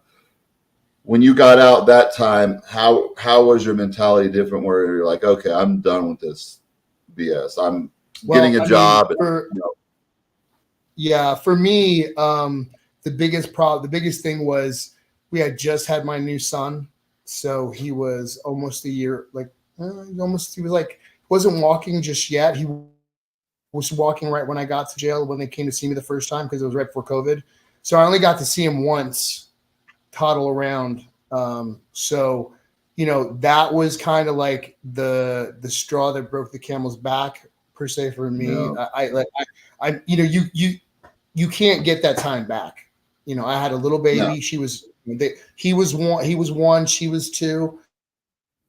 I missed all that time, and I'll never get it back. Sure, there's pictures, but I wasn't there. You know, I wasn't there. It ruined my marriage. It destroyed my marriage. You know, my ex went off the rails while I was gone, and we're, you know, in the middle of a divorce. So, I mean, the amount of things that it caused, the ripple effect afterwards is not even close to worth ever. You know, if I could go back in time, I would never do it again, because it destroyed my family. It destroyed you know, my kids are dealing with, you know, a divorce now, which they're little and they don't really understand why they lived with daddy 1 week and they live with mommy 1 week, and you know, so I would never do it again. And I would much rather be broke than not be with my children. Yeah, I mean, you're older now too. I mean, when we're younger, your brain is completely different. You're just like, okay, I'm 20 years old. I'm in my 20s. Like, you know, you're invincible. It's night and day the way you think too. Yeah, I mean, I did a bunch of I mean, the stuff that I did before, I'm surprised I'm not dead half the, you know, the drugs and the partying and like just eat, you know, going to raves and just eating, you know, 5-6 pills and dropping acid and then sniffing ketamine and, you know, just going off the rails and just keep taking drugs until you just can't take them anymore. Like, I cannot believe I didn't overdose like 10 times. You know what I mean? So, but when you're younger, you're invincible. And like from all the I didn't do a lot of powerlifting, but all that stuff destroyed my elbows, just killed my elbows. Yeah. Like all these kids are doing powerlifting now. You're going to be hurting, you know? I tell them, I'm like, you know, I give a lot of advice to them. I'm like, you know, this is, we train like that maybe when we first got into it, but we learned how to train a lot smarter. And they're like, oh, you're like, okay, your body's going to be, you're going to tear your chest, you're going to tear your shoulder, you're going to tear something. And, you know, because like the whole how much can you bench, that kind of went away for a while when then social media got big again. Like all the kids are doing it now. They're all, and you got even top pros now doing crazy shit. Like you know, the other day, Derek Lunsford had squatting 9 plates on each side for reps. And I'm like, this is Mr. Olympia. You know, we all know what happened to Ronnie, obviously, but that was, you know, 20, 30 years ago he was training. Like, this is all the science we have today, everything we have. This is the number one person in the world at this time, Mr. Olympia. And I understand he's 20, like he's almost 30. I remember around 28, when I was getting ready for nationals that year, my strength was just nuts. And it was hard to just put like 3 plates on squats. Okay, up and down, doing up. So 4 or 5, but all that weight is tearing you up. And when you get off of gear, when you get a little older, your quad, it's in your knees. You know what I mean? Like you're trying to stabilize more than anything else. I mean, I'm sure you can do it, and that's great, but why? Why would you do that? Your job is to look like the best person on the planet on stage. You're not trying to be super strong. I don't get, like, I don't understand. And then risk your whole career for that? Why would you do that? What if you blow out a knee? I think the whole longevity thing, they're not as it's crazy. Like I said, we know all this information over the years, and with all we know, all these people are doing certain things. You know, they're, and gear wise too, they don't come off. They blast and cruise. Like, I'm like, no, we came off. They're like, they'll call us a liar or call us like, no, we came off. They're like, well, what would you do when you come off? Train, go to the gym. You would just be off. Would our test levels drop? Yeah, we do PCT. And then I remember I did PCTs, and I just let my testosterone it got low. It'd get to like maybe like 300, 400 for a while. And I wouldn't take any TRT until I got to like age 28, when it started getting really low. That's when I jumped on. And I would stay on TRT between cycles, but I would come off everything else. I really noticed when men's physique came in, those guys wanted to stay conditioned year round. And yeah, a lot of them I would consult with, and a lot of them I turned pro too, coaching, but you know, they would stay on hardeners year round. They weren't coming off Anavar, Winstrol. They were taking this year round. And I said, you know, watch, you know, 20 years from now, these guys are going to be passing away. And it's going to be a lot of the smaller guys too, because they're taking orals year round. And, you know, I was in prison with a doctor, and he's like, all these people dropping dead from heart attacks, all these like bodybuilders or these TikTok guys and whatever. He's like, it's their kidneys. He's like, when their kidneys freak out, he's like, they can't regulate their all their minerals, so they can't. So their heart's not being able to pump correctly. And he's like, this is what's going on. He goes, and that's usually from the orals that they're taking, probably the SARMs. Yeah. I'm not really sure. You know what I mean? I don't know what the SARMs do to your kidneys, your liver. I know that like, if you take Anavar, that's bad for your kidneys. You take Winstrol, that's bad for your liver. You know, but most people say you take Anavar, you're fine. Like, you could take Anavar and it's no big deal. And I don't think there's anything. Every time I do take it, my liver enzymes over the years of reading blood, even through my doctor, that's not a huge deal unless they're like insanely high. But cholesterol, my cholesterol gets messed up even from taking Anavar when I'm on it like 6 or 8 weeks. My cholesterol gets pretty off just from Anavar. But the guys, you know, the guys now, even with everything available, they don't want to get blood work. And there's so many people. That's why I shifted from working to a lot of just older people to get in shape. Now I still have like my competitors that are cool and listen, but I talk to competitors, and I even talked to, in the last 2 years, I've spoke to two of I would say they're the top 10, 15 in the world about potentially working together. When they, you know, I'm looking at all their stuff, I'm like, there's no way I can tell you to keep taking this amount you're taking. It's nuts. And so I'm like, yeah, I know you're not going to listen. You can't. What's that? Not in good conscience.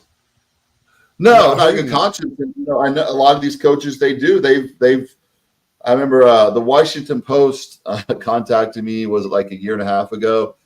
They were doing a series. This was after this coach, it was like his 8th or 9th girl he killed, and he was known for prepping women. Everybody knows about it. His Shelby Starnes, that was his name, and we all knew. I even got women from him before, and I would look at their stuff, and I'm like, this is far from okay, like look wise. But what was he giving? You're gonna be, huh? What was he giving them? He was killing like diuretics. They were diuretics. The most of them passed away like the day before or after a show. So he was using a lot of like loop diuretics, and so that's how most of them passed away. A couple of them even did interviews, went on and spoke about how, you know, he's a really odd guy, but he was really good with the clients, and they really trusted him. And this girl is in kidney failure now, has a kidney transplant or whatever. But she was telling her whole coaching experience and story, how like, she did real well, and and people trust him. I don't think he coaches anymore, because when that came out, they contacted me. They wanted to know certain coaches' names and kind of talk about them because I knew I coached. And they had like Chad Nichols, I think they spoke about, because he took some people. And then I gave him a coach's name, Matt Jensen, because I've gotten a lot of his clients, Right.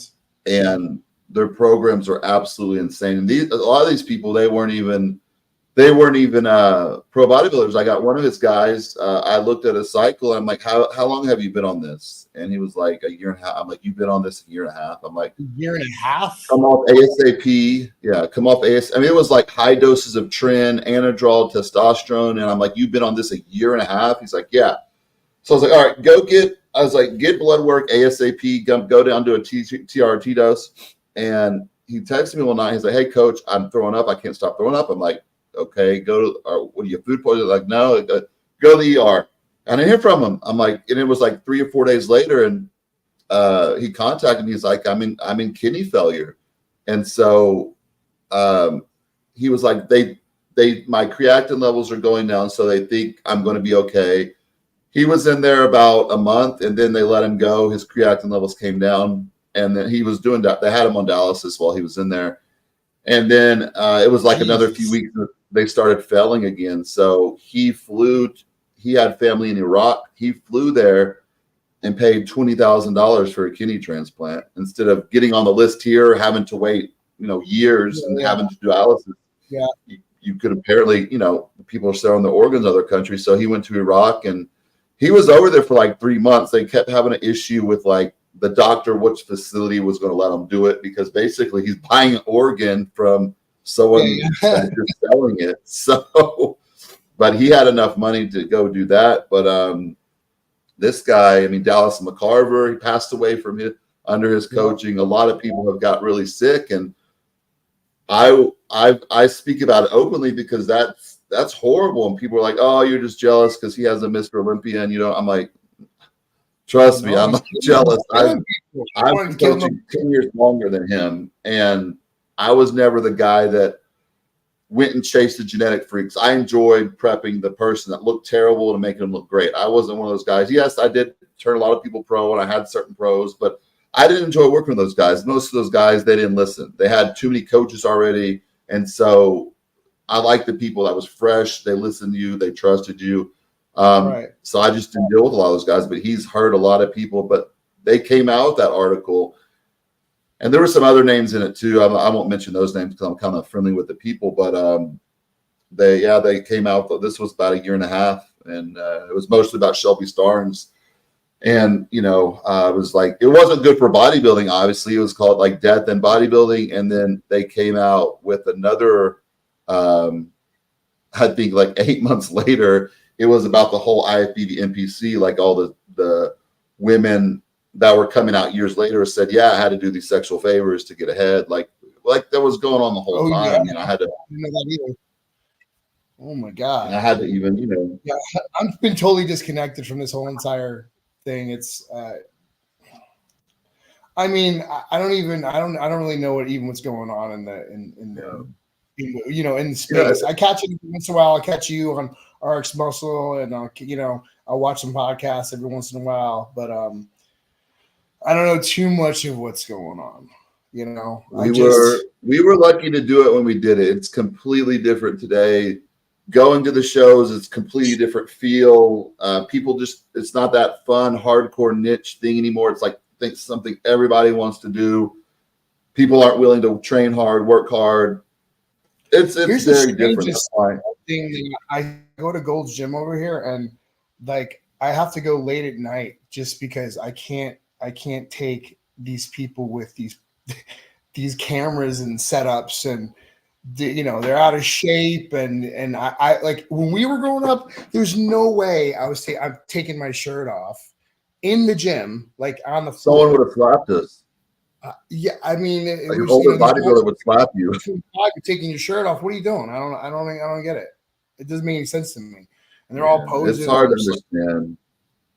You just Because they gotta don't. keep We them talked about on RX Muscle a lot because they got their tripod. Okay, I totally understand. You know, if you have a sponsor, you have to do certain footage. I get it. But when you got guys that they don't even look like they train, and then they videotape every single. I'm like, what are y'all doing with all this footage? Like, what do y'all do with all this? Like, I started getting videotaped around 18 for certain shoots and stuff, but I was like, man, that'd have been really cool if I did have some more footage when I was younger, training and stuff like that. But these guys are every single day. I'm like, they don't even look like, people are really delusional now, like what they look like. And, a couple of gyms I go to now, they're amazing. The equipment's amazing, but just not, they allow the tripods and all that, which I said, listen, like if I do video, my phone's out 5 minutes or less and it's gone. I understand if you have to use a tripod to do, because certain sponsors do require certain things. But if you're like every single day, every single workout, it's absolutely nuts, and no one's wanting to see you work out. I saw this girl. She was overweight, and she was doing tricep extensions wrong. And she set up her tripod, and she was, talking to the camera, and she was like, "This is how you do tricep extensions." And I'm sitting there on the chest press going, what in the hell is going on here? Like, I do not understand what's going on right now. Like, so I just go late. It's crazy. Late. The gym I go to now, I got my car stolen, so I don't go there as much from there. But they'll have their camera set up. A girl will be doing like a catwalk towards like the thing, blowing kisses. I'm like, oh my gosh, I would feel just like the biggest. Or if I was one of these kids, when I was 16 or 17 or 18 and I was going to the gym and I was around these like 30-year-old, 40-year-old big, massive bodybuilders. I was big to just fit in a little bit. You're not trying to show off in front of these guys.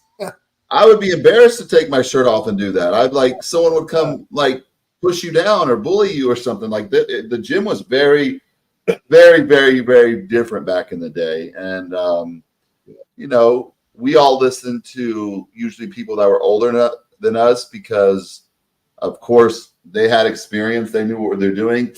A lot of these younger kids today, they follow kids their own age and they follow what they do. And I'm like, that makes zero sense. They're literally, they don't know anything. I don't care what search you get, how much you read and regurgitate. Nothing beats experience of, prepping others for years or yourself or whatever. It's crazy that people are. I don't get the whole thing of listening to a guy who's never won a show or never competed in a show, and you're gonna like, how are you gonna listen to somebody who's never been on stage, who's never won a show? That doesn't make any sense to me whatsoever. There's a big division right now between natural people and non-natural people. I remember when I did my first 2 shows, I was natural. And it wasn't a big deal. I was like, cool, I'm natural. I wasn't like, hey, I'm natural. And then people now, they have to parade around and act like, or they make comments about bodybuilding. I'm like, this is bodybuilding. There's nothing natural about bodybuilding. You might be natural now, but if you ever want to really compete, you take gear. And so there's a big natural, like, a lot of fake natural too. If you're taking creatine at 10 or 20 grams a day, or even 5 grams a day, that's not natural. You can't get that much creatine from meat unless you're taking actual creatine. You know what I mean? I think it's like what you might get maybe a couple grams of creatine from a ton of meat. Yeah. You're not getting 10 or 15 or 20 grams of creatine. That's not natural. But so you're not supposedly natural, Yeah. Then, and I don't think they have their natural meat. They're not. I've done a lot of their programs, and we sign NDAs and all that. But I'm like, hey, I have, this is my price for if you're wanting to play like you're natural, do your cycle. Just like Liver King, when he, everybody knew Liver King. Yeah. He hired a guy to do all his cycling and program, but he eventually outed him, I guess, because they had a money issue. Liver King wasn't paying him what he owed him, and he just outed him. Like, yeah, here's his cycle. I've been helping him out for a few years. He's, this is what he's taking. So there's no way he was natural. I mean, if you believe that dude was natural, you're like, what? You either have no clue what's going on in the building, or like that dude was definitely not natural from the start. A lot of these kids today, though, it's actually believable because I'm like, man, when I was 16, just sleeping, eating, training, I look like that. But these guys are taking full cycles. I'm like, man, dude, I look like that at 17, like naturally. And you look like that at 20 on a full-blown cycle. That's crazy.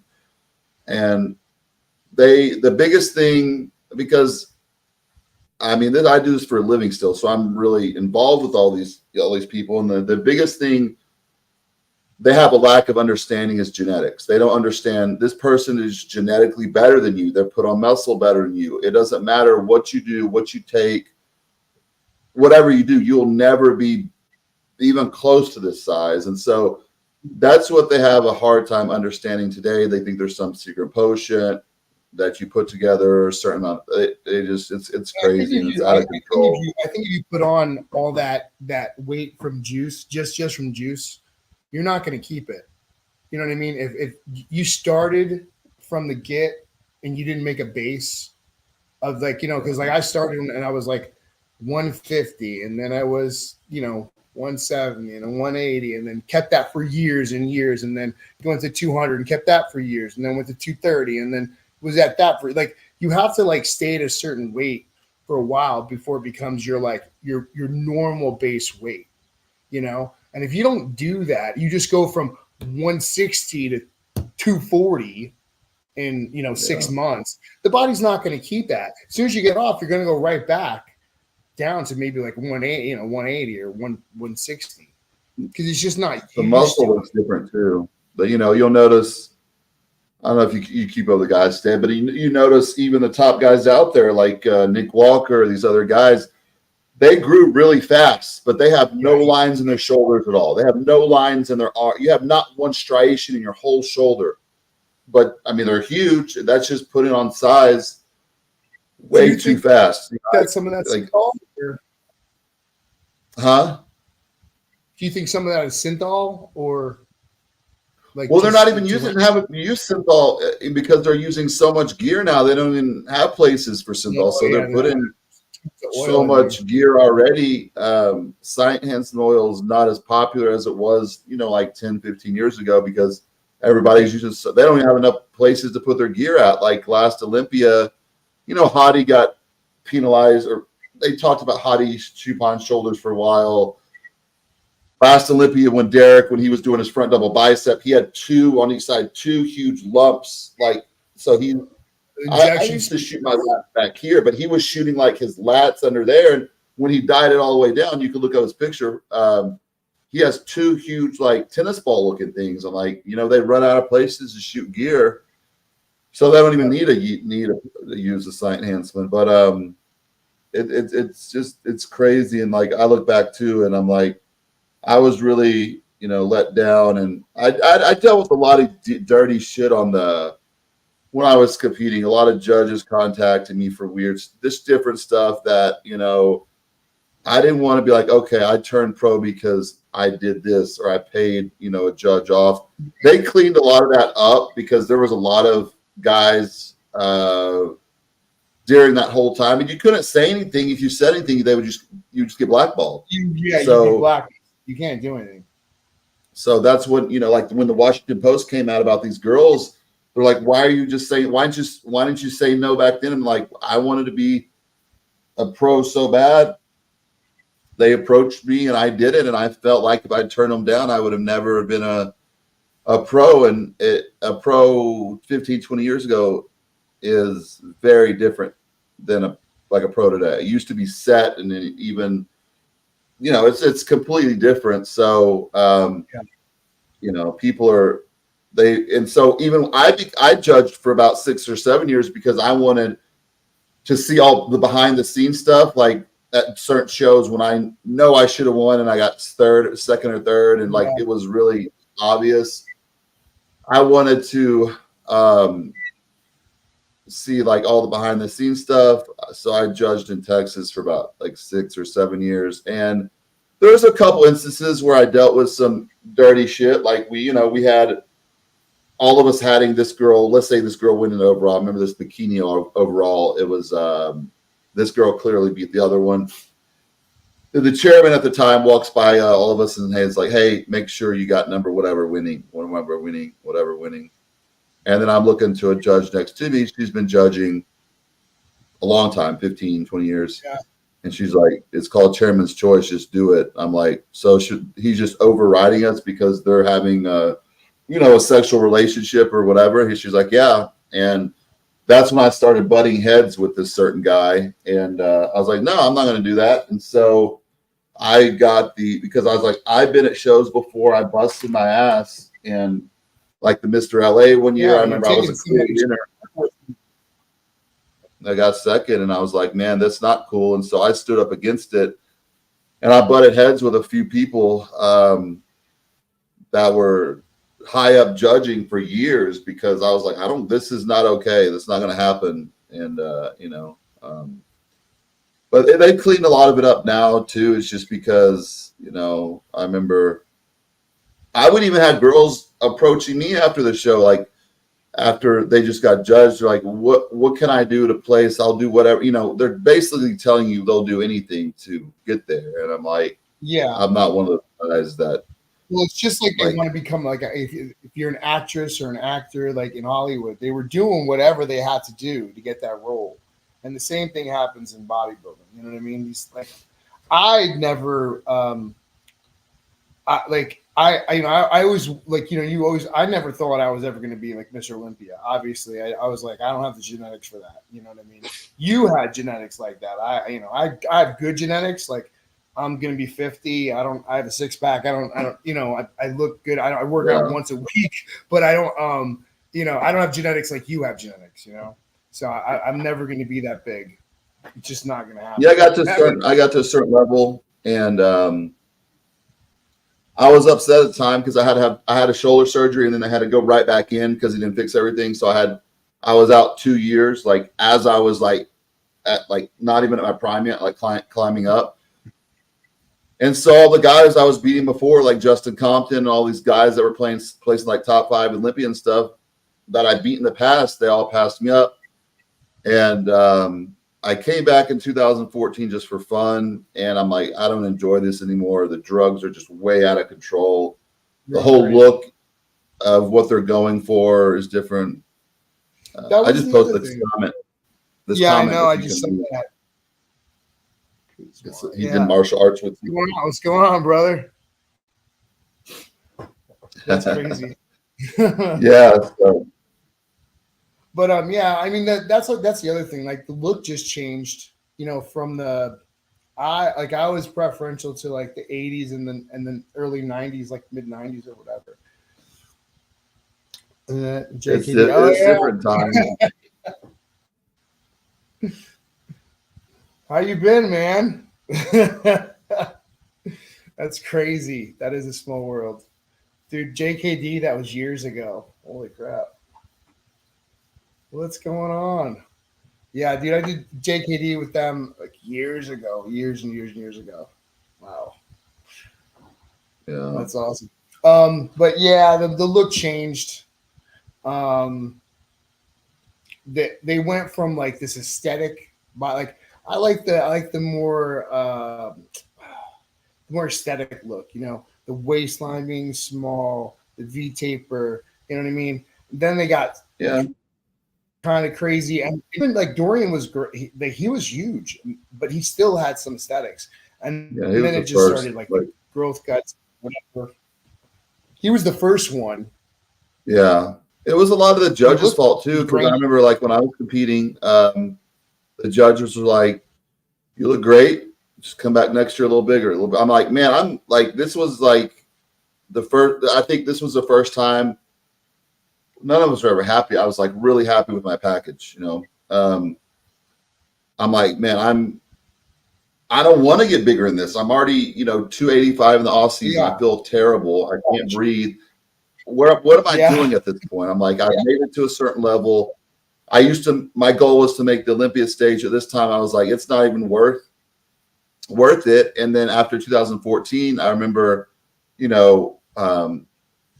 Muscle Mag, that was my main magazine sponsor I was with. I think they went bankrupt in 2013 or something like that. But there was no more shoots. There was no more anything to make money afterwards. I was like, this isn't fun. I can't even pay back for the money I spent on gear and all that. And that was the first year I competed with no sponsor either. And so I was like, this is not the same bodybuilding I fell in love with, where they actually took care of you. They would fly you out, that first class. They would have limos. I mean, they took, like, certain companies really, really took care of you. And I'm like, it's very different now. So like the motivation just kind of dried up though after a certain point. Yeah. So once Men's Physique came in, so I mean, I understand the mentality. They're like, okay, we're paying 5 bodybuilders $100,000 to $200,000 a year. We could continue this, or we can literally have 30, 40, whatever bikini, or when bikini came out too, bikini or Men's Physique guys work the booths for free, give them protein, some other supplements. They will literally pay for their ticket out to the Arnold or Olympia. They will work the booth just to be cool, just to be like, hey, this is cool. And so that's when they really started when all the contracts started disappearing around 2012, 13. That's when 12, 13. That's when the contracts started really disappearing for the big guys. They're like, these people are going to do it for free. Why are we paying them? Right. We got not a lazy. You got a bodybuilder that wants to sit down the whole time, eat his food, and then you got these density guys that will talk to everybody. And I remember I had it good at certain, like when I was with Diamond Ties before they sold the Post cereal. Like my first Arnold Olympia working there, I was like, they had one of the like craziest booths with the owners at the time, and I had my picture like hanging from the convention center and all around the booth. I was like, this is crazy, but I took it for granted because I was like, okay, it's only going to get better from here as I advance. And then when that eventually started going backwards, I was just like, this is not what I fell in love with. And I didn't fall in love with it to get, fame or all that. It was just what we put our bodies through. It's not worth to get no return. And so that was when I was time. It's like, it's time to hang it up there. I just don't love this anymore. And I'm glad I did, because I watched a lot of my friends and people I competed with kept competing every year, dead broke, health problems. And I look back and if I kept competing, I retired at like 31 till kept competing after that. I would have had health problems probably for sure. I never got to that. When I got to that road, it was like, okay, it's time to either crank the gear up or retire. I had to get surgery anyway. So I was kind of forced into, taking some time off and reflecting. And I was like, man, I do not miss eating 6, 7, 8 times a day. I don't miss jabbing myself with at least 3 mLs like every other day. And I don't miss any of that. I can train, and the whole bodybuilding identity was a little tough, but I can stay at a decent size just doing this. I'm not that big competitive. So a lot of people have a hard time with that transition where they're not because once you retire and quit, people forget about you fast. I mean, look at all the top bodybuilders, a lot of them after they retired, you're nobody. You're just as good as your last show. So people forget about you. The sponsors, they drop you, you get injured. People find out like all these sponsors they were loyal to for 5 years. As soon as you get injured, you're done. You're dropped from your contract. If you're not competing, we don't care about you. So it changed big time. And then the bikini girls came in and they were, working it hard too. And it was just a very different, the expos were very different. It was like, it changed like overnight from 2013. It went from bodybuilders, so definitely like bikini and physique guys. It was definitely a different feel. I remember when it was bodybuilding, when Branch Warren was competing at the Europa to get his pro card, right? He picked it up there, or he had just gotten it. He just probably his pro debut. Yeah, and I remember him walking by me, and he was just this massive dude, and it was just everybody was there for the pros. Everybody was there for the bodybuilders. They weren't there for like the fitness this and fitness that, and you know that wasn't a thing. You know, it was like more hardcore back then.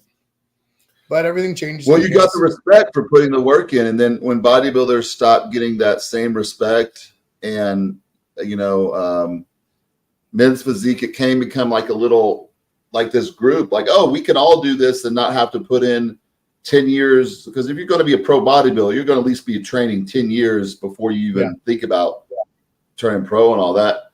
We can get up on stage, and men's physique, they were small at first, and now they're a lot bigger now. But you know, I remember my first men's physique client. We didn't even take anything. He was natural. He won, but they changed a lot, and that's when the industry changed a lot. It was great for the promoters, the industry, to bring more money, but for bodybuilders, people that didn't have a backup plan, that were just relying on contracts and that weren't coaching, because, you know, when you're coaching, competing, it's hard. Like I did it, but I was like, I need a plan B if I get injured or this or this. So I was actively coaching my whole time I was competing. And a lot of guys now, they're retiring and they're trying to coach after they've never coached their entire life.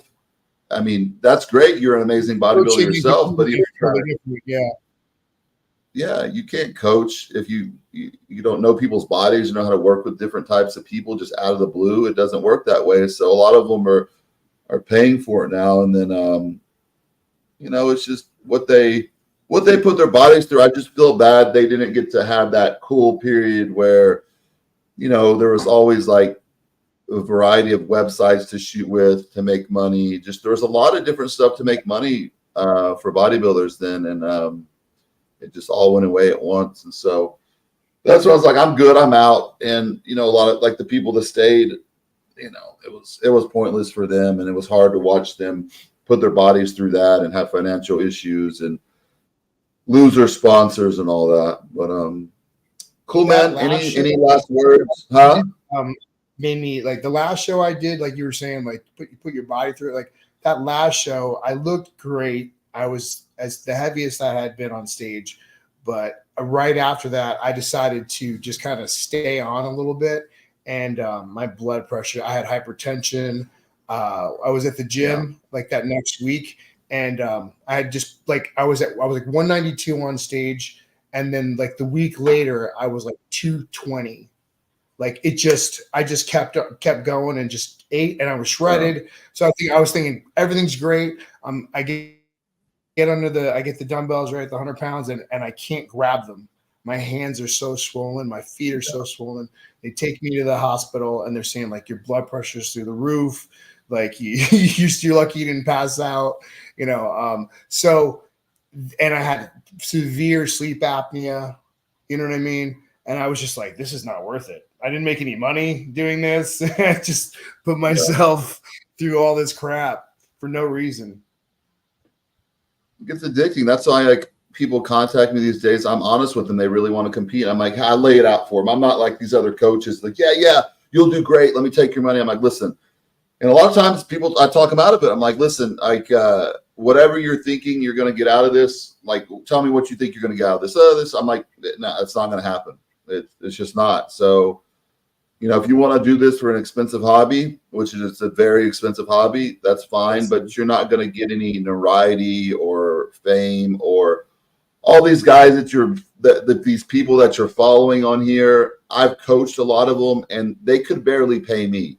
These cars they're driving are rented. These pictures are taken. It's all a front. These guys are not making money, because I used to have to remind them, hey, your monthly payments due. Like, oh, coach, I'm below the money this month. I'm like, these are the people I'm coaching, and they're flexing with all these different cars and vacations. I'm like, none of that's theirs. It's smoke and mirrors. You guys got to understand, you're not going to make any money at all. You're just going to spend a ton of money. There's no money in bodybuilding. You know, it's not. I mean, at least back then, you could at least thing that's you know, but there's no money in that. I got a sword out of it. Yeah. I was blessed at first. I got lucky, and the girl I was dating at the time, Amanda Savell, she got me on with Diamondized Nutrition when I was 19. And they paid me a salary right from the get-go. I was the only guy they had. I had to talk to them to get on and all that, but because their the last person they sponsored was Craig Titus. And so he gave them, so he gave them a lot of issues. He was already gone when he did the murder and all that, but he gave him a lot of issues, and I kind of had to, like, listen, now I'm straight edge. I don't do drugs. I do this, and then they took care of me, and I was stupid. I left Diamatize on my own to go to Muscle Tech, where I was just they had everybody. They had every top pro, every top national guy. The incentives sounded better. Like, okay, as soon as you turn pro, your contract will go to this and this and this. But if I would have stayed with Diamatize, I was the only bodybuilder athlete. They eventually brought on an MMA guy and other people that I helped bring on, but I had it made there. That was the biggest mistake ever because they paid me well. I was in every single ad. They treated me really well, and that was probably one of the things I look back on. I was like, man, that was a huge mistake going to Muscle Tech. I was in Muscle Tech for 2 years, and then Muscle Tech literally dropped. They sent a mass email out and dropped like every single athlete except like Branch and Johnny, and I think they might have had Jay still.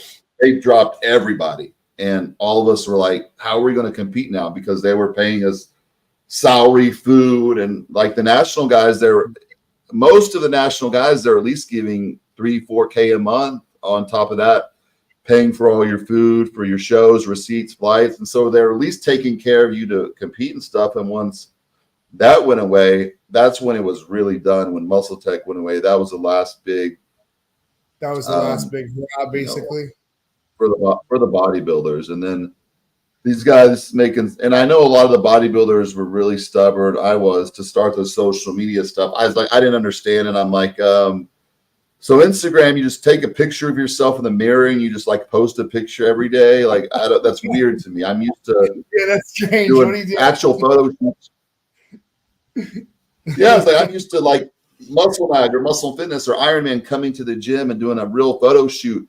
And they're paying you to do a photo shoot. So you're basically posting pictures for free. And I was like, I'm not doing this. And I was very stubborn for years. And then I noticed, eventually I was like, if you want to stay relevant, it's changed. You have to do all this self-promotion now. There's no more magazines. There's no more, these paid websites. And, even Ulrich used to pay, at least money and got your name out there a lot and all that. But, it's, that all went away. And I was like, yeah, it's sad. And even clients I had over the years, I got so many of them contracts, or I was able to hook them up with a shoot with Muscular Development online. And it was really cool to be able to make those things happen for people. And once it went away, I'm like, there's really nothing else anymore. And this is how it is. And the caliber of. Do you even have magazines anymore?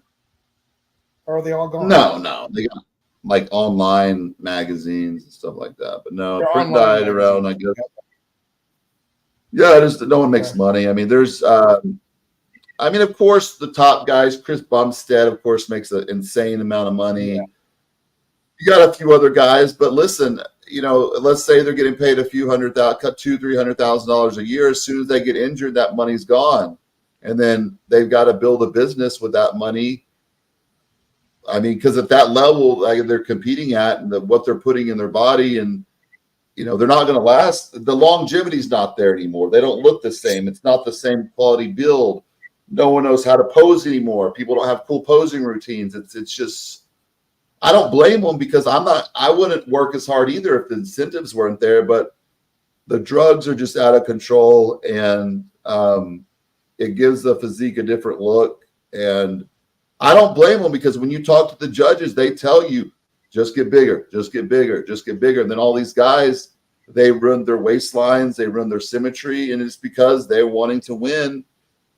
And the judges are telling them, this is what you have to do to get better. So what do? You just keep getting like that. And so that's why they made Classic Physique. And Classic Physique is really cool. Like I would have probably competed in that as a stepping stone, but they're not making money either. Like, Chris Bumstead, really the only person, and the other guys, Nobody it else. is what it is.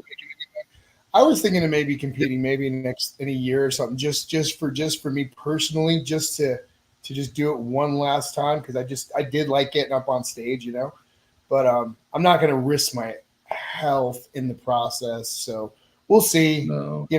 Maybe classic or something like light, nothing crazy.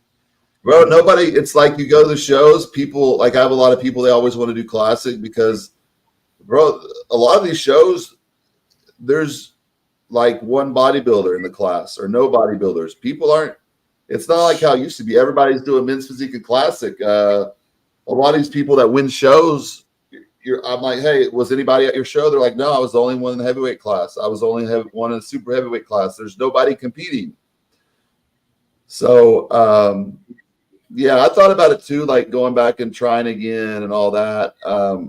Not hardcore, just doing it for a personal goal, but it's hard to go from like that's your whole life to just doing it, just Yeah, for you that would be strange for you to do.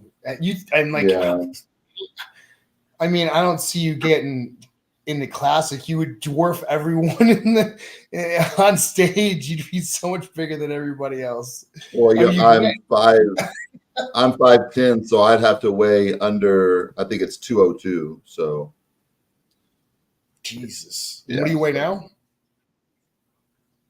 I weigh about 260 now.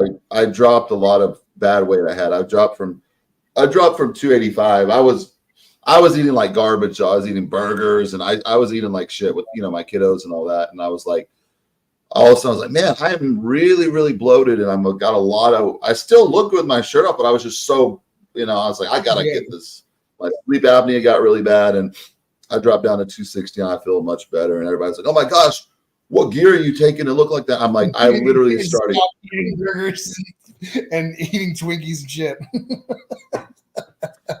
The only thing I changed, I added some Winstrol in because the clinic I'm with, they do Winstrol too. So I'm doing Winstrol right now, and I haven't done Winstrol in, 9 years. And just from that, doing Anavar only and testosterone for like 10 years, doing that Winstrol, and I'm like, this is crazy. I'm like vascular all of a sudden. And, so to even do a full bodybuilding cycle again, like even when I came back in 2014, I was out for 2 years. I couldn't even take one. I was taking like 1/3 of the stuff because it was making me sick because I tried to take my normal amount, and being off that long, I was like, I can't even make this amount. It's making me sick. And so, yeah, you should do like, the Masters guys look good, man. Like if you go to Masters Nationals to get your pro card, a lot of those guys look really good because they can afford it. They're older now. And a lot of the guys, they got into it at a later age. We started young, but a lot of these guys, they start competing at 30 years old. So their half-life is going to be way longer. They can compete when they're 50 and seem like they're 35 or 40. So I've just had way too many injuries. I'll probably get with you to coach me for it again. You know what I mean? Because like it's easier if I have a coach. My first show I had a coach, and it was much easier than me just doing it on my own. But I know what I'm doing. I mean, if I have somebody on me who's just like, do this, it's just easier for me. Plus, I haven't been in the scene in so long, and so I'd probably just get with you for master's class. Maybe it's like a master's classic or something. I mean, I'll do that next year. Well, every show they have master's class, but you have good genetics, so you could go realistically and win novice, open, and masters. That would be easy for you to do.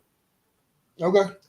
Well, we'll get together. You haven't been to a show in a while, man. It's not the same as it was before. It's like there was only bodybuilding. There wasn't classic physique, men's physique. So there's not many bodybuilders anymore up there. I mean, you go to nationals and classic physique. I've never been to it. I've only seen like the, what was it? The physique guys. I've never seen a class. Yeah. I've never been to a show with classic. So I don't know. A lot different. I mean, that's the most popular now for these young kids. They want to look aesthetic, and it's hard to be massive. It doesn't feel good. It's hard. So that's what is most popular now. Like if you go to the shows, everybody's in classic physique. And I'm like, the clients I get, I'm like, listen, you can do classic physique. That's cool. But enter bodybuilding too. They're like, oh no, I'm too small. I'm like, just enter it. You'll win it. Because nobody's even showing up because everybody's scared of bodybuilding. I'm like, no one's even in the classes. I mean, most of these shows, we do have some pretty big shows in Texas, but a lot of them, like my friend, he won a show 2 weeks ago. He was the only person in the class. So that sucks too. You prep for a show and you're the only person. You're the only person in the class. I mean, I've been to shows like that. I've been to shows where somebody won that he was the only one in his class, so he got first, and then he bragged about it. Well, if you look like shit, I guess that's good for you. But if you actually work hard and look good, you're like, man, this sucks. I don't have any competition. Any last words for anybody about any advice? Because man, a lot of people now are making gear. All these kids, they don't understand the consequences. They don't understand, like, it's not just like, hey, here's a slap on the wrist. This is serious stuff you're doing. This money you're flashing, and these kids they're silly. I mean, they'll flash money. Everybody knows what they're doing. They're driving cars. It doesn't add up with what it's. I would tell them, you're never going to get that time back. And I know when you're young, you think that you have all the time in the world, but especially if you have kids and even if you don't, if you go up in front of a federal judge, there's no like trying to get a smaller sentence or anything, unless you're going to rat or flip on somebody. It's not going to happen. And, doing 3, 4, 5 years of your life, where somebody's telling you when you can go to the bathroom, when you can shower, when you can lay down in your bed, you got to do count time. Don't get into, you're fighting people in the bathroom because it's somebody sat in the wrong seat in the TV room, and you're not the right color in that TV room. You don't want to do that. It's not, and I know everything's not going to happen to them, but it will eventually happen to you. Maybe not right now. Even with all these peptide companies, like I had a peptide company about 2018. They contacted me, and certain peptides like the healing ones I do like, and they were like, "Hey, we'll pay you X amount of money, give out a coupon code," and it was actually good money. And so I was like, "Let me call Rick and see." And Rick's like, "Absolutely not." He goes, "Just for you giving a coupon code out for peptides, that's conspiracy." He goes, "Are they going to come get you? Probably not, but can they? Absolutely. That's a crime, and you're going to be looking at like 15, 20 years. And I told the company, no, I can't do that. So all these people that are working with these peptide companies, SARM companies, giving out codes, technically, like I spoke to Rick, he's like, technically, dude, he goes, they're all committing conspiracy. They all can go to, are they? No, because there's so many people that's doing it. How do they pick and choose? But if they got a hard on for you, or you get in trouble with just something else, you're breaking the law. And a lot of these people. I was in jail with lawyers and doctors and accountants and all these people. And a lot of these people, the one guy, he was like a big lawyer, and he got hit with somebody selling. They were selling that Tucci stuff before it was.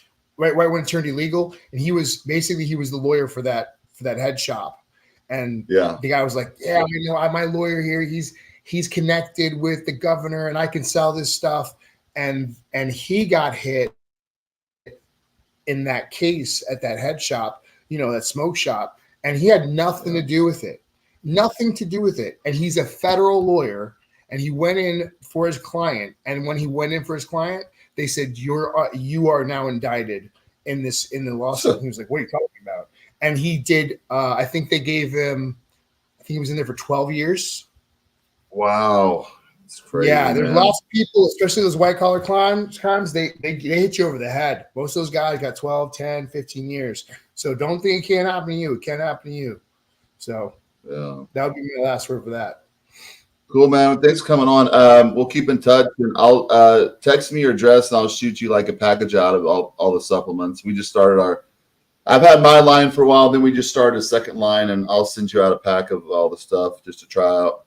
And cool, man. Thanks for coming on and giving your story. It's like I've been doing RX Muscle forever, and we have a lot of people on the show, as you see. So people have been asking me for years now to start my own like thing, and I'm like, okay. So I've finally started like literally 2 weeks ago. So I said, yeah, I'll be doing a YouTube live every Thursday. We did it later on for you because work and all that. I've been doing it at lunch. It seems like more people's online at lunch, but we saved this, we post it, so it's a video that people always go back and watch. But yeah, thanks for coming on, man. It's a good story, and keep in touch and text me your address. Yeah. All right, guys. We will see y'all later.